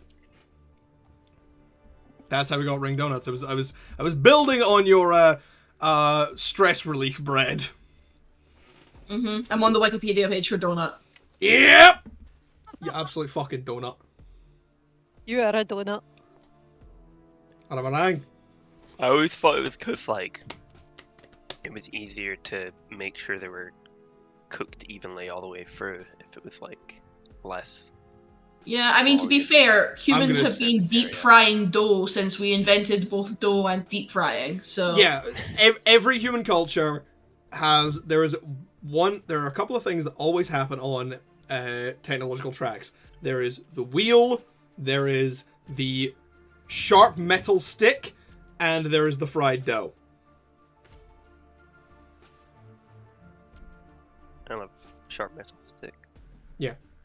Every culture has some form of sharp metal stick or sword-like implement. Meat on stick. And meat on stick. Yeah. Although I think meat on stick probably happened before the wheel, to be honest. Yeah, it looks like we're going all the way back to fucking ancient Rome. Well, yeah, donuts are really old. I'm going to assume that ring donuts exist for some kind of... Honestly, because they're probably cheaper because you use less dough. Yeah. That's what I'm going to assume. Or it was really easy to put them all on a string. Just going to put them all on the donut rod, you know? It's just... And then, you know, you pick them off and serve them to the customers. That's how you do. I'm sorry, is there something funny about donut rod? Maybe it was like... I just really want to play like that donut game where you were an elephant. Oh, yeah. I think it's called Elephant or something. Well, if it's like a way want a to donut. save money on dough. You cut a hole in it and then you Yeah. reuse that dough. Yeah, that's what I said. Yeah. Is it? Hanson Gregory claimed to have invented the ring-shaped donut in 1847 aboard a lime trading ship when he was 16 years old. I think he's lying. Because he was trying to make... So, well, donuts before that were just, you know, they were like filled donuts. Yeah. But he didn't like how greasy they were, and he didn't like the fillings. So he used to literally just punch a hole out of the middle of it to remove. And then drain them like some kind of donut vampire. No, and then just eat the dough. It's like taking the icing off of a cake if you don't like icing, but instead he just punched out in the middle of them. So, donuts were invented because someone got angry at donuts and stabbed it. So Johnny was right. Yes! And then, well, so he's claiming that. Don't help him. No, Fraser. but then actually making donuts with the hole in the middle, it was his mum that started doing it for him. She started making them with with a hole in the middle already. Concept Yeah, still but happened still, because a Johnny, guy got that's so angry and cute. stabbed a hole in a donut. I was No, He got right! angry at because of donuts a because he didn't pecky like teenager. the fillings. He didn't like the fillings. He No. got angry and he stabbed the hole out of the donut. A mum My made him Johnny, bullshit out of was right, her well correct. done, son. Johnny. You get the medal for being correct. Don't encourage him. My bullshit worked! I'm encouraging him because it's annoying Kelly. Fair point. Well made. Anyways, Chris back, yeah. Speaking, I was going to say, as the fellow older sibling, I want you two young'uns to know that you're both buttheads. Thanks, Wow. Chris. What did I do? Very, very mature. I think he just meant me and Fraser. Fair enough. To be fair, Although, yeah, Barry you is are also actually a younger sibling. Yeah. Why is there Kev- like a molecular composition paragraph? 1, 2, 3 paragraphs on the molecular composition of donuts. Because they're it's really really important. interesting. People need to appreciate bakery more. There's an animated sucrose You know that- molecule on here. Did you know that humans Yeah. are just donuts topologically? No. Yeah, we are just tubes. It's true. Yes. I will argue that it's probably closer to something like penne pasta than it is donuts, but at that Penny point... we're pasta is also just donuts topologically. Just stretch a donut. For a Penny couple of Topologically, We are not having yes. the sandwich. The shape is game referred to as conversation Culinarily, right now, I swear to no. fuck. Because you do not boil a donut. If you simplify all like land creatures down, we are just bags of imitation seawater with really specialized filter systems. I Is that why I eat so much salt?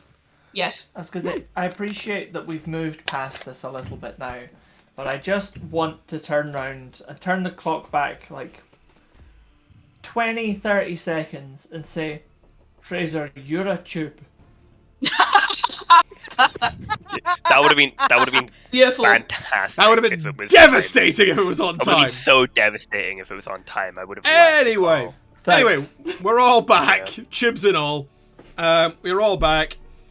Also, I think you have Clark- to roll to put the clock back 20 to 30 seconds. Fraser, shut up so I can play the game. No. Mal, you are helping Clark upstairs in the Heartside. What do either of you want to say anything, or No, I'm going to bed. Cool. As you're sort of helping Clark up, Morag just kind of frowns and goes, "Actually, that's a good point. Where is Effie? She didn't tell Buck where she was going." She didn't? No. I've not seen her in a bit. She didn't. I haven't communicated with her at all. Okay, well that's not totally not concerning or anything. I pull out my phone and try to phone Effie. Oh no, try to pull out my phone and I go, wait, shit. Okay, I need a new phone. It might have ever so slightly died in the car crash.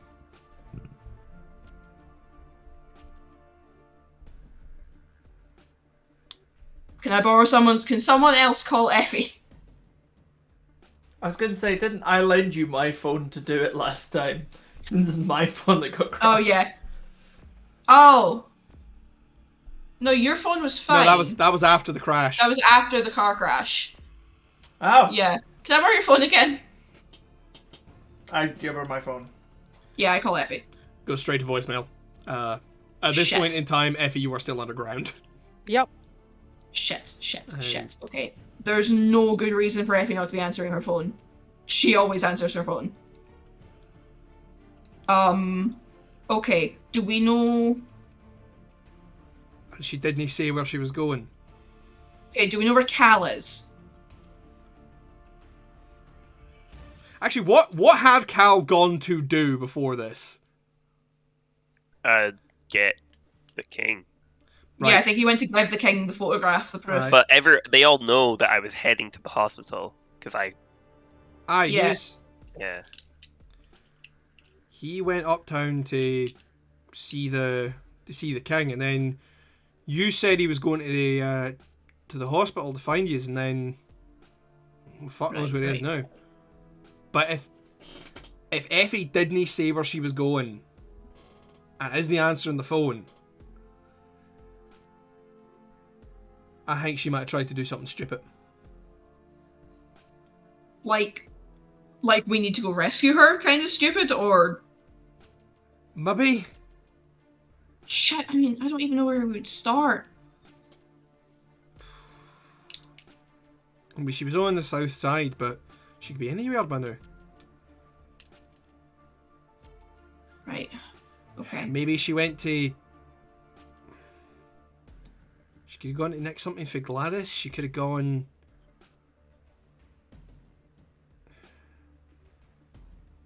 Right, it's Effie we're talking about here. So she went to talk to somebody. She went to see somebody. Okay. Who did we still need to speak to?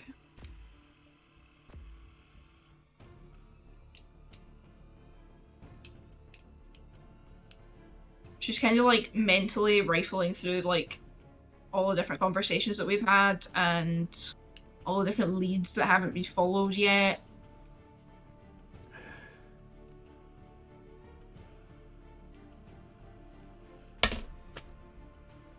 If there is somebody... If there is a defendant missing from this court, we need to find them.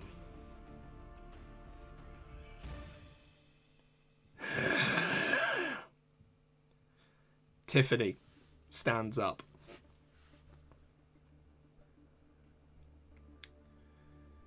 She kind of looks around the room slowly.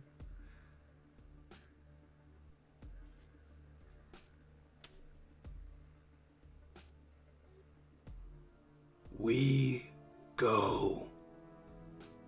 I can find her. I'm coming with you.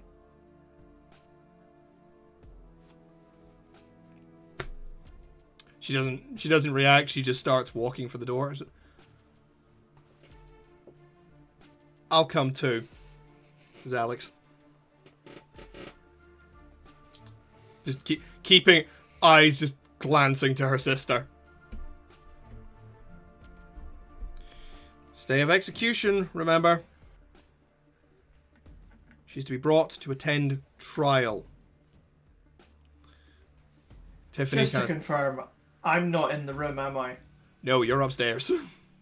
No, sorry, no, this is as you were being picked up. So yeah, you're kind of hanging off Mal's shoulders. Cool. In which case, Clark is going to groan and follow Mal. Dude, you are so injured. And just because you can't die doesn't mean you can't get hurt. Yes, but you can die. You very nearly did die. I'm not going to argue with you. Dying. Okay. I'm not going to stop you from coming with me, but please promise me we get into a fight that you get yourself somewhere safe. I don't know how much more you can take, Clark. I promise, and I promise to behave in the safest fashion possible. Let's put it like this. Mr. Smith. If you were brought into a situation and, say, a representative of law enforcement told you to clear the area, would that comply with safety proceedings? As long as the area was cleared according to procedure and protocol, then yes. Well, as soon as you are asked to clear the area by a representative of law enforcement, that is no longer your responsibility, it becomes mine.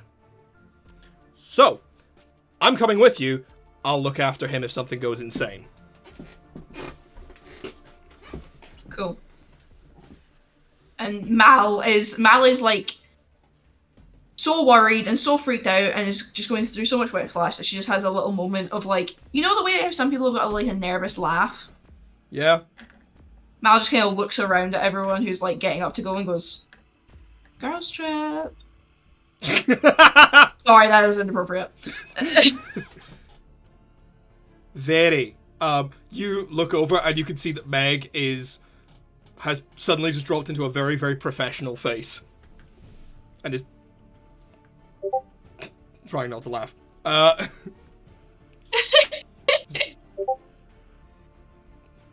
Tiffany just kind of looks at you and starts walking towards the door. She looks at me, and I look at him. She looks at me. No. Okay. Bitch, move! Nobody's having a Girls nobody's having a He's moment. fine. Nobody's having a romantic moment with the Midnight Ripper. I think it's more about having a midget in a closet. Okay, let's just fucking go. Right, let's go follow Okay. Tiffany. So it's Mal, Clark, Tiffany, and Alex are all of you pile outside. Tiffany kind of stands in the street swaying a little bit in the daylight.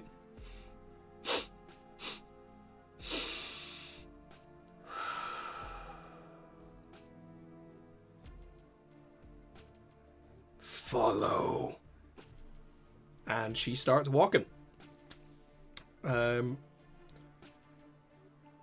She leads you through a couple of twists and turns until you end up in an alleyway where she reaches down and she pulls up.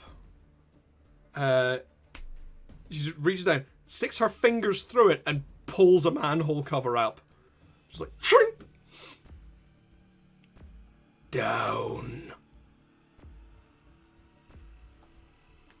Sure. like, Mal makes eye contact with Clark in that kind of, like, you know, silent conversation way of, like, are we really doing this?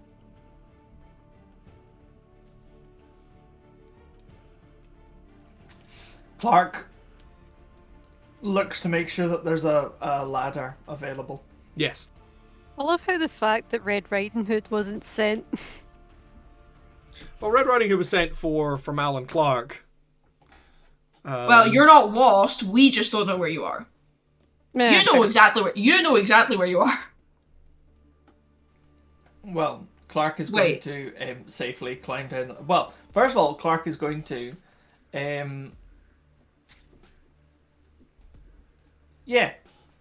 I'd take a light out of his pocket. I'm going to take a torch out of my pocket. A torch with the power of 1,000,000 candles out of my pocket. It's a big fucking pocket. Before It's a big fucking pocket. It's a Who are you, torch. Cal? Before I go down the manhole, I assume I've still got Clark's phone. I'm like, right, if we're going underground, we're not going to have a signal either, which makes sense, and I don't want us getting fucking separated again.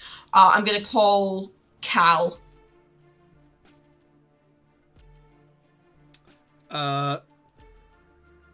Also goes straight to voicemail. Fuck. I'm gonna say that Cal is probably mid-fight at the moment. Yeah, that's fair.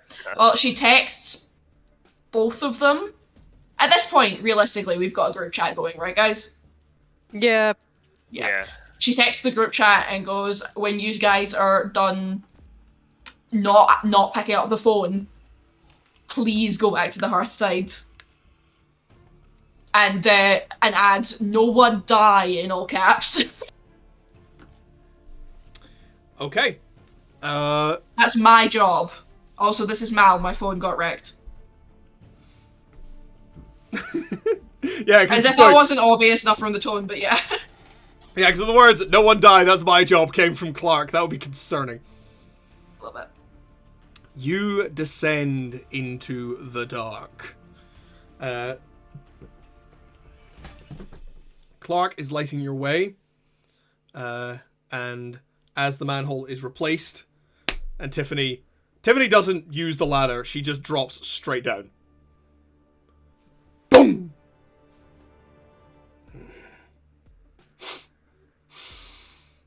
I would like just to let it be known that Clark views this with a disapproving gaze.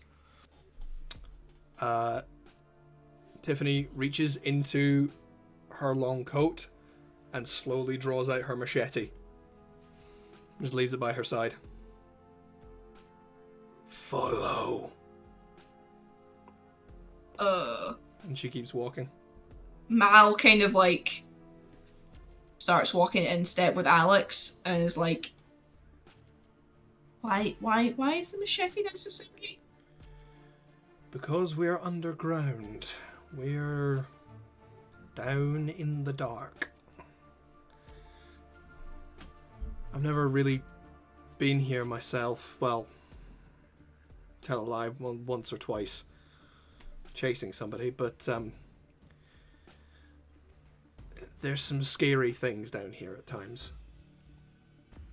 Like rats scary, or would you use a machete to fight rats? No. But I also wouldn't use a machete to do much of anything. Let me rephrase that. Your sister seems to be an exception to that.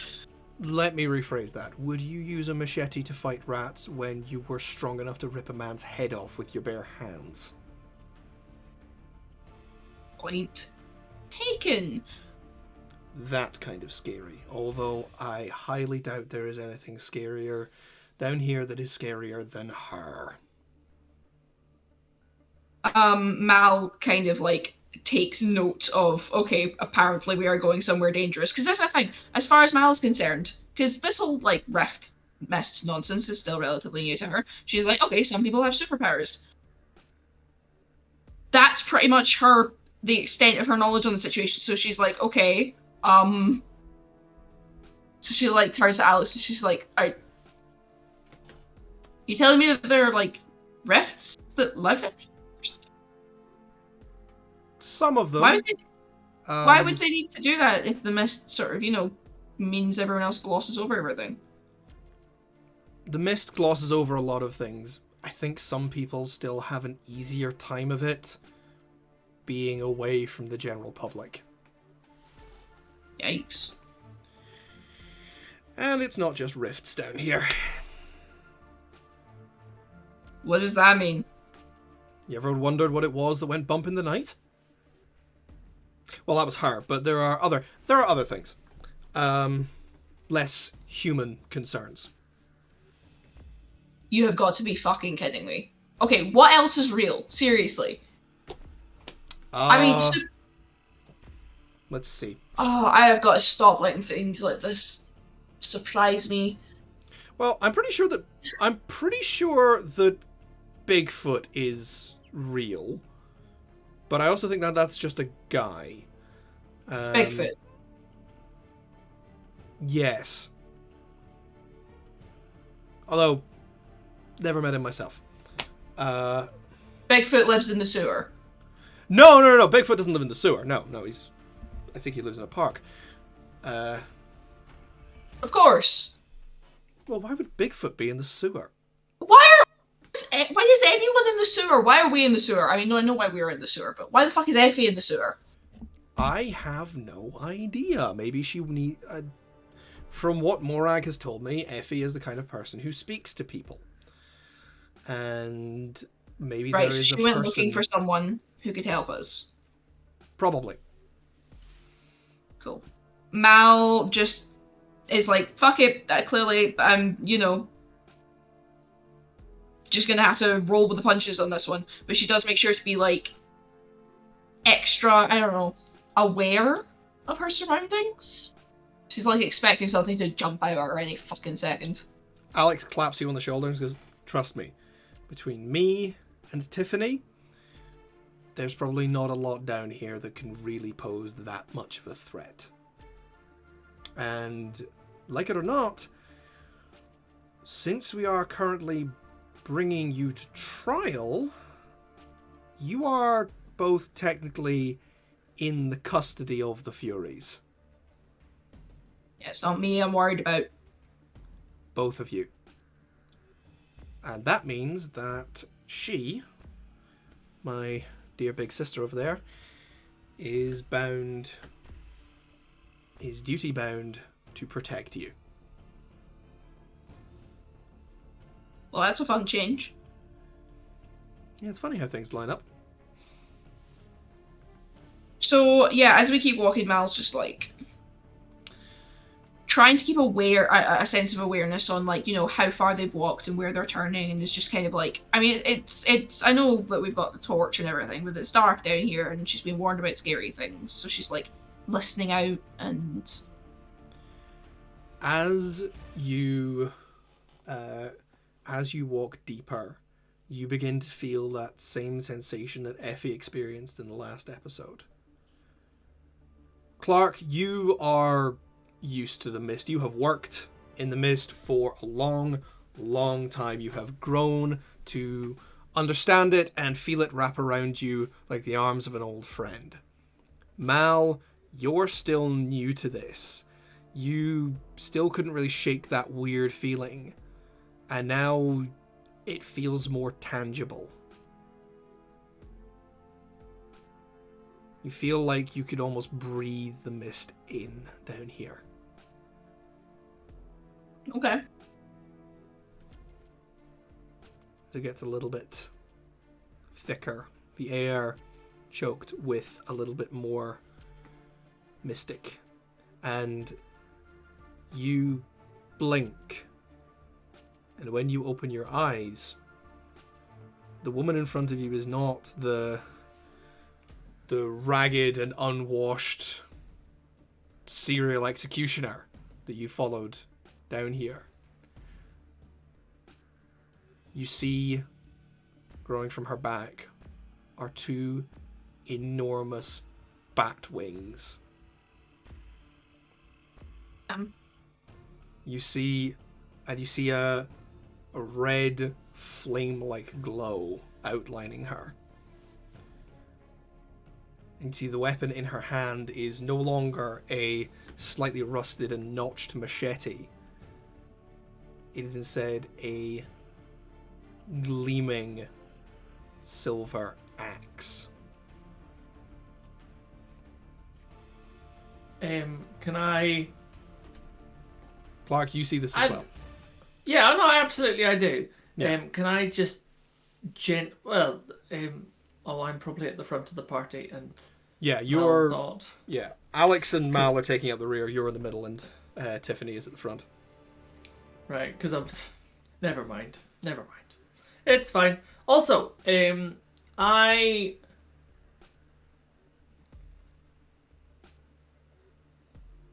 Okay. Would I have reasonably have engaged in some inspection of the sewers previously? The interesting thing is, yes and no. Because you are aware that you have inspected sort of the mundane parts of the sewers for standard sort of, safety protocols and stuff. However, Clark doesn't really have like a superior when it comes to the mistier side of his job. I mean, not one that I've met. Not one that you've met, but you did receive an order pretty early on that there is a large section of the sewer that you are not to inspect. It is off limits to you. And really, over the years, because just think, the things that Alex is telling Mal are not surprising to you, because almost every rift in this city has heard that there are monsters in the sewers, and you do not go down there. So you've begun to think of it sort of as for want of a better word, like a fallout zone. It does not need safety inspected because it is just the entire area has just been deemed unsafe. Okay. But there's specifically a part of it that I have been told to never go there. Yes.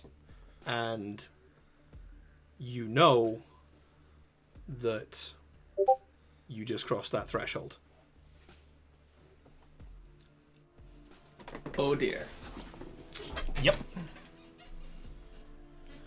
I'm gonna keep my mouth shut then and keep my eyes open. Yeah. As you get deeper, Mal, you're starting to feel a chill in the air. Mm-hmm. And it is...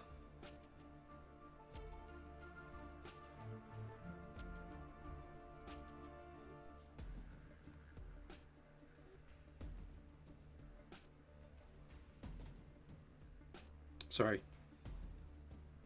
It's alright. Yeah. You are starting to feel a chill on your skin. Something feels wrong down here. Something feels simultaneously wrong and familiar.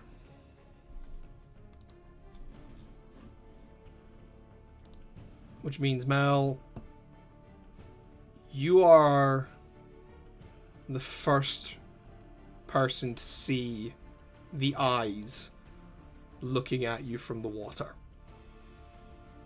Like, instinctively she stops and grabs, like, as she was walking next to Alex, Yep. She stops, grabs Alex's arm, and just locks eyes with them. Like whatever the eyes are that are watching. There is an immediate flare of light as a burning whip appears in Alex's hand. It's like, what? Oh. The light illuminates a skull.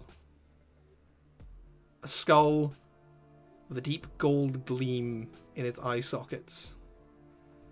And you realize there are 2 coins where the eyes should be. And then the skull moves. Mal screams.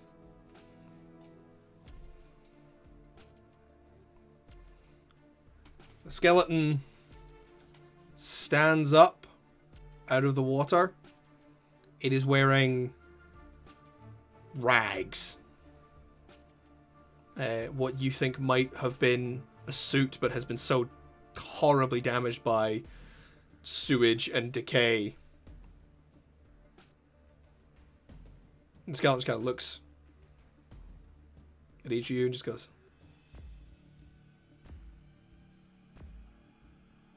"Holy crap, you guys are alive."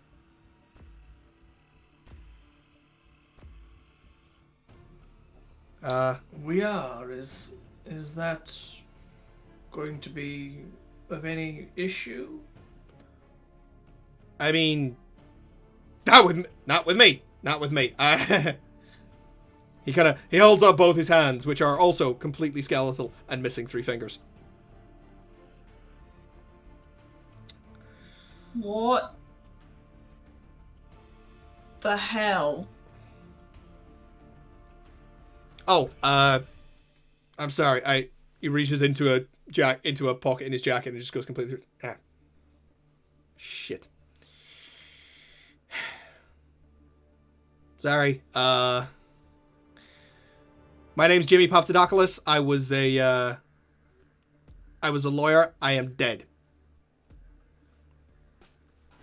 Mal, nice to meet you. Pleasure to meet you. And he reaches out a hand to shake yours.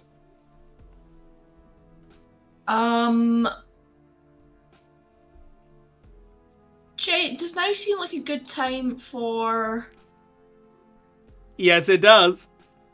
Yeah. What would you like me to roll? You're not going to roll anything. Oh, okay, cool. You look into the coins. You look into Jimmy's coins, and you get a flash. You're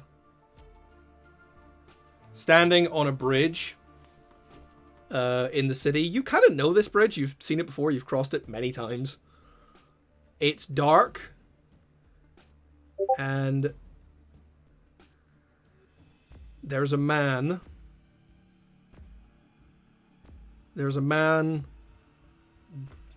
Stumbling down the street across the bridge, with a briefcase in one hand and a mostly empty bottle in the other. And you remember what happened. It's not a surprise, you just... Oh yeah. And the events play out exactly as you remember. Jimmy takes a swig from the bottle, tries to look down it and ends up dropping it. It rolls into the street. He goes after it like a kid after a ball. And at that moment, a van that couldn't have seen him goes past, clips him. He goes spinning. He hits the parapet of the bridge, and trying to regain his balance, and through the injury, he kind of throws his arms up, which the momentum takes him over the side of the bridge.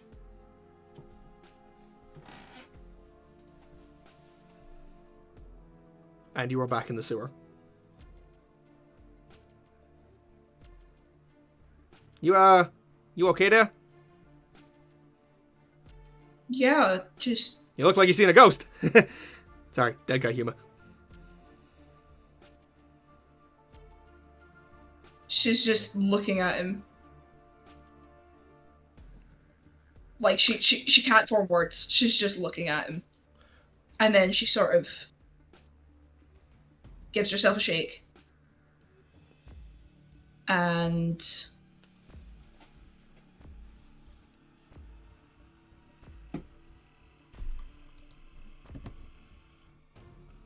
How? You fell off a bridge. You got Yeah. the van hit you, and then you fell. You must have read my name in the papers. How did you end up here? No, You are way too young to have read my name in the papers.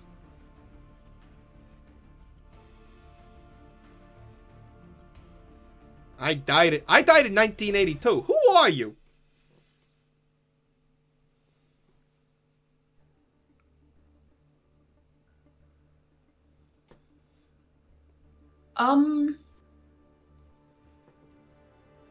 Anyway, that's not important. That's not important.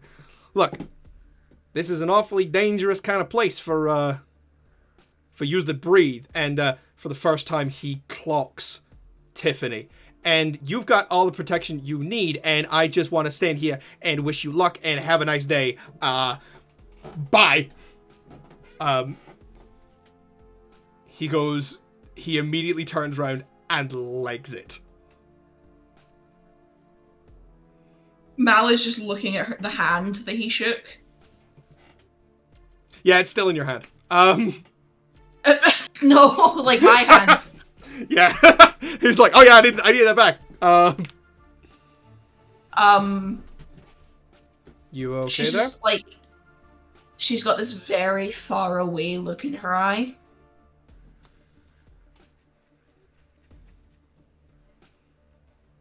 And then she just sort of shakes her head and goes, yeah. Yeah, sorry for scaring you like that. I spotted him and I'm a little jumpy. Follow. Yep, follow on it. You realize that Tiffany hadn't stopped walking? Following, sorry. Shit. You guys keep walking for a little bit longer. Mal, you can feel death around you. You can feel death and the dead. And then, as you keep going, it feels like you've been walking down here for ages. You see a light bobbing towards you.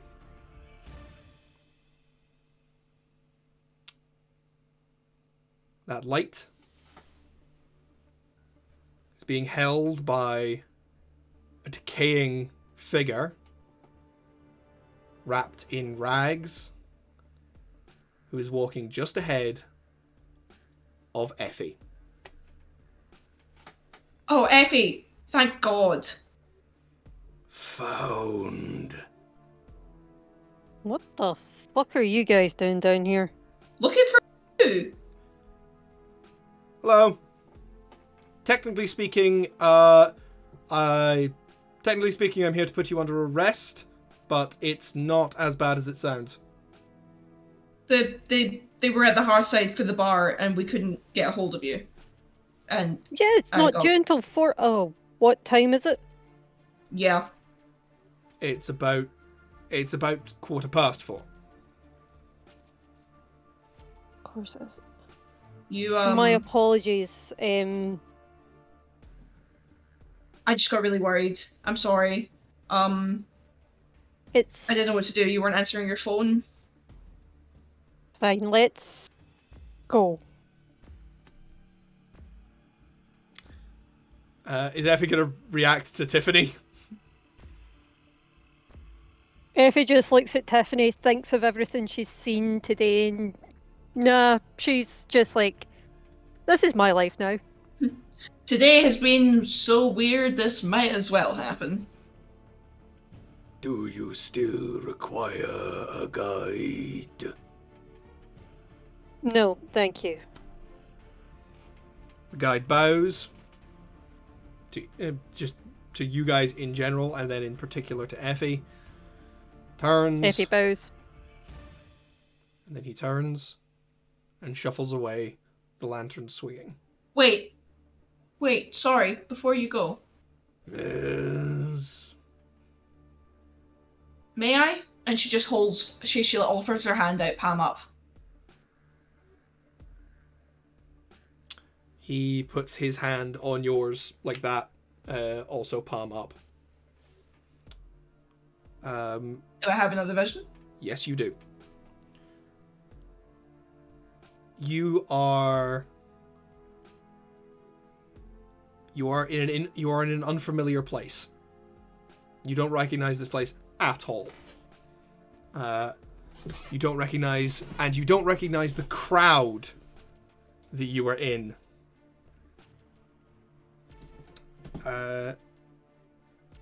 People in unfamiliar clothing, as the sun beats down on you, and you look up at the scaffold. Standing there is a man in a purple robe who stands proudly, head held high. There's another man, naked to the waist, standing beside him, who unfurls a scroll and reads it aloud. And you have the singularly disconcerting experience of knowing that you do not speak this language, and yet understanding it anyway. Yes. Awesome. For your crimes, you are sentenced to death and to serve in the underworld from here until the end of days. And with that, two other people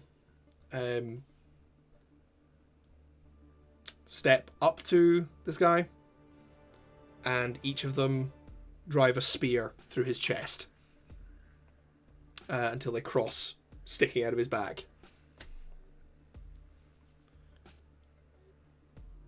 I lived a servant. I died a free man. And he dies. And you are back in the sewer with the guide looking at you.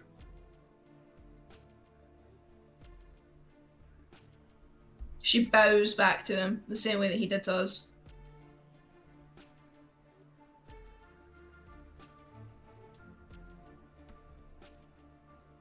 Without another word, he turns and walks away.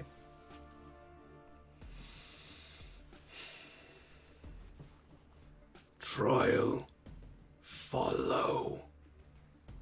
Tiffany turns and starts guiding you back the way you came.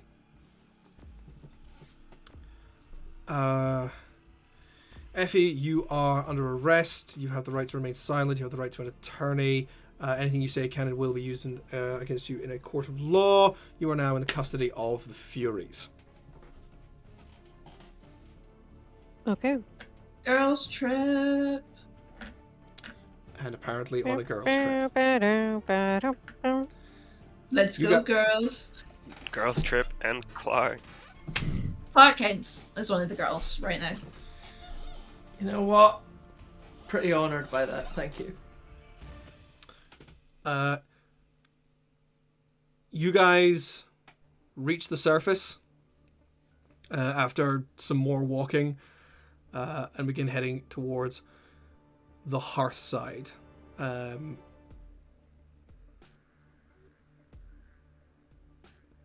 Immediately,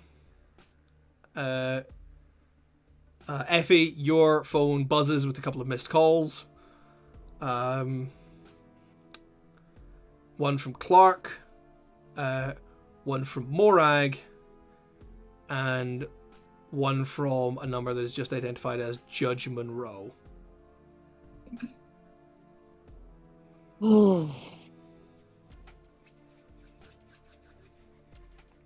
She opens up Morag's first. They're missed calls, no messages. Oh. You want me to let your sister know we're on our way? I'll do that, don't worry. Okay. Right, we've got... We're not far anyway. This is most of us. Has anybody heard from Cal? Mal might have some missed calls, depends what. Mal's phone got crushed in the car crash. Well, you have a phone that you texted me with, right? Oh yeah, it's Clark's one. Yeah, well, Clark's phone might have some missed calls. Yeah, Clark's phone has a couple of missed calls from Cal. Okay, did Cal respond to the group chat in which I told everybody to get their asses to the Hearthside bar and not die? It's Several an emoji emojis. of a car driving. Cool. I figured your response would be in emoji form. That tracks. Yeah. Fantastic. Yeah, Cal, you leave the street where the fight with Alessandra happened. It is a fucking wreck. There is like slush and snow melt and wrecked cars everywhere. But you have been upstairs in a building, just throwing people out of the window onto a trampoline that was not there like 5 minutes previously. They bounce from a big trampoline onto a medium trampoline onto a small trampoline and just land very safely on the ground. Doing. But the real firefighters have arrived and are just like, holy shit! And are immediately just fucking dealing with people. People have been hurt, but nobody seems to have been hurt badly, and there don't appear to have been any fatalities. Good. Because the buildings are very severely damaged. Like, you respond. You pull out your phone, and you see the group chat. You respond, and start heading towards the Hearthside. I imagine, like, I get back in the car with King and stuff. We'll be all good. The street's completely fucking blocked. Oh. Is King with me, though, is my point. Is he coming to... Because the firefighters are here, we leave it to them, and we leave, I imagine. Yeah, he... Let's, I think we better make tracks. My boys will make their own way. Sure. I imagine my power is, like, there's not currently a blizzard now. Like, that's died No, down. that was, like, a thing. That was, like... It's still, like, snow. Oh, there's water and slush rapidly melting in the street. Also, me and King are soaked. Oh, soaked to the fucking skin. Yeah. You, I think you owe me a new suit after this. That is fair. I'll get it dry cleaned. Let's stop the dawn first. Fair enough.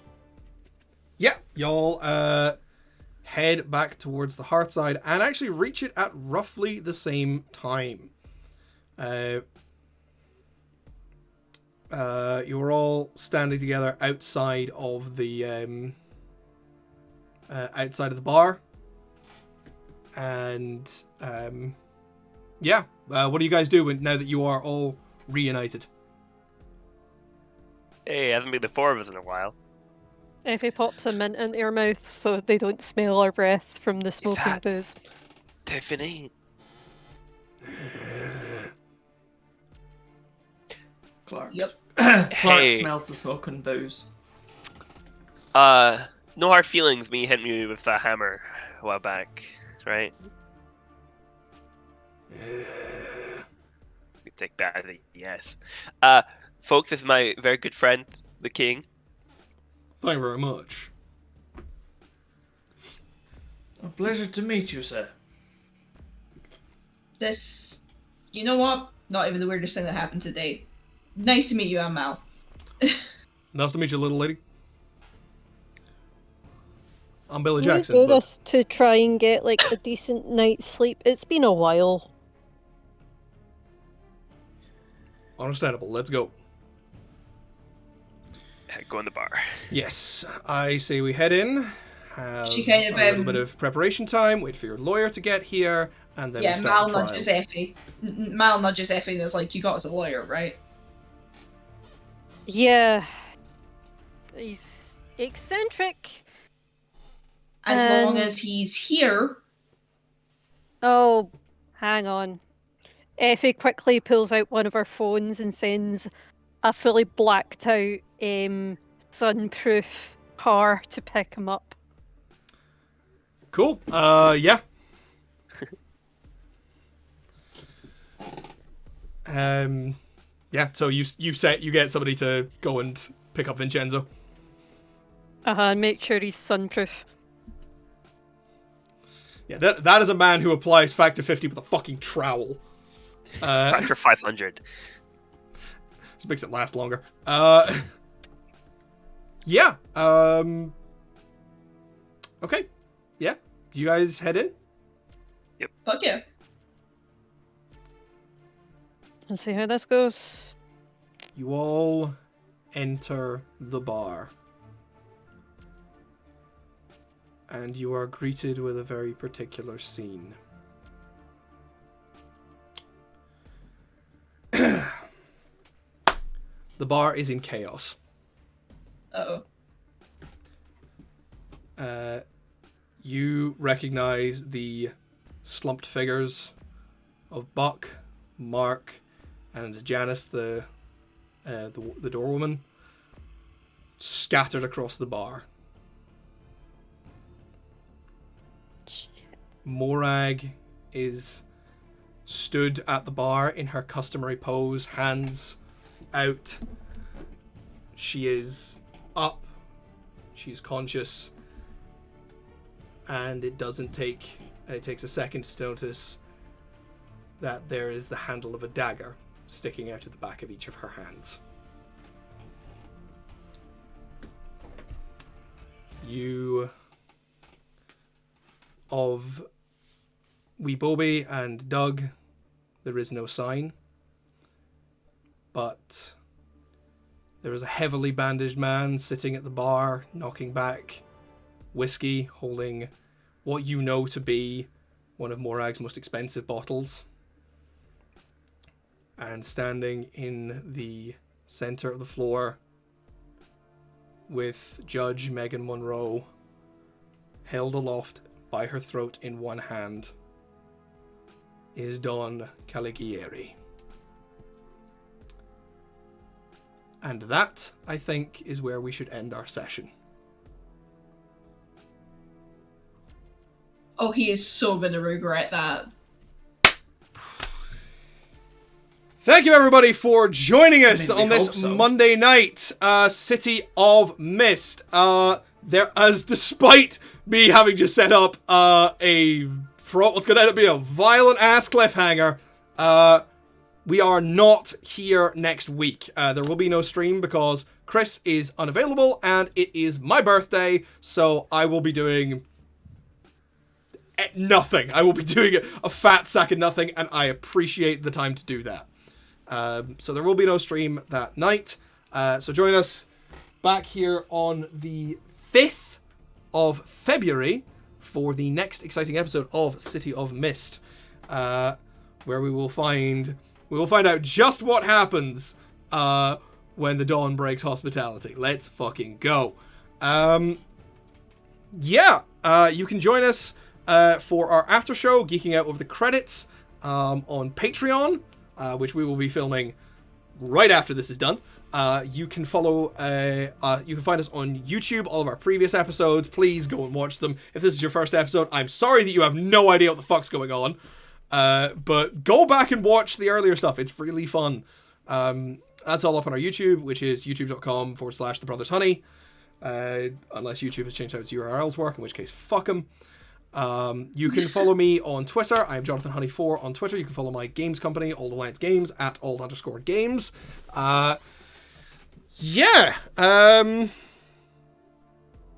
Does anybody wish to be perceived on the internet? Absolutely not. Nope. Good. Nah. Do not be perceived upon the internet. Do not perceive us on anything except these Monday night streams. And frankly, with the way they're currently going technically, you can't even perceive most of us on these Monday night streams. Yay! Technology. Technical difficulties, folks. They are joyous. So no stream next week, but we'll be back the week after. There will be nothing in its place. We're not professionals. We don't have a content backlog. Thank you, everybody, for joining us. And, have a good night, everybody. Bye-bye! Bye!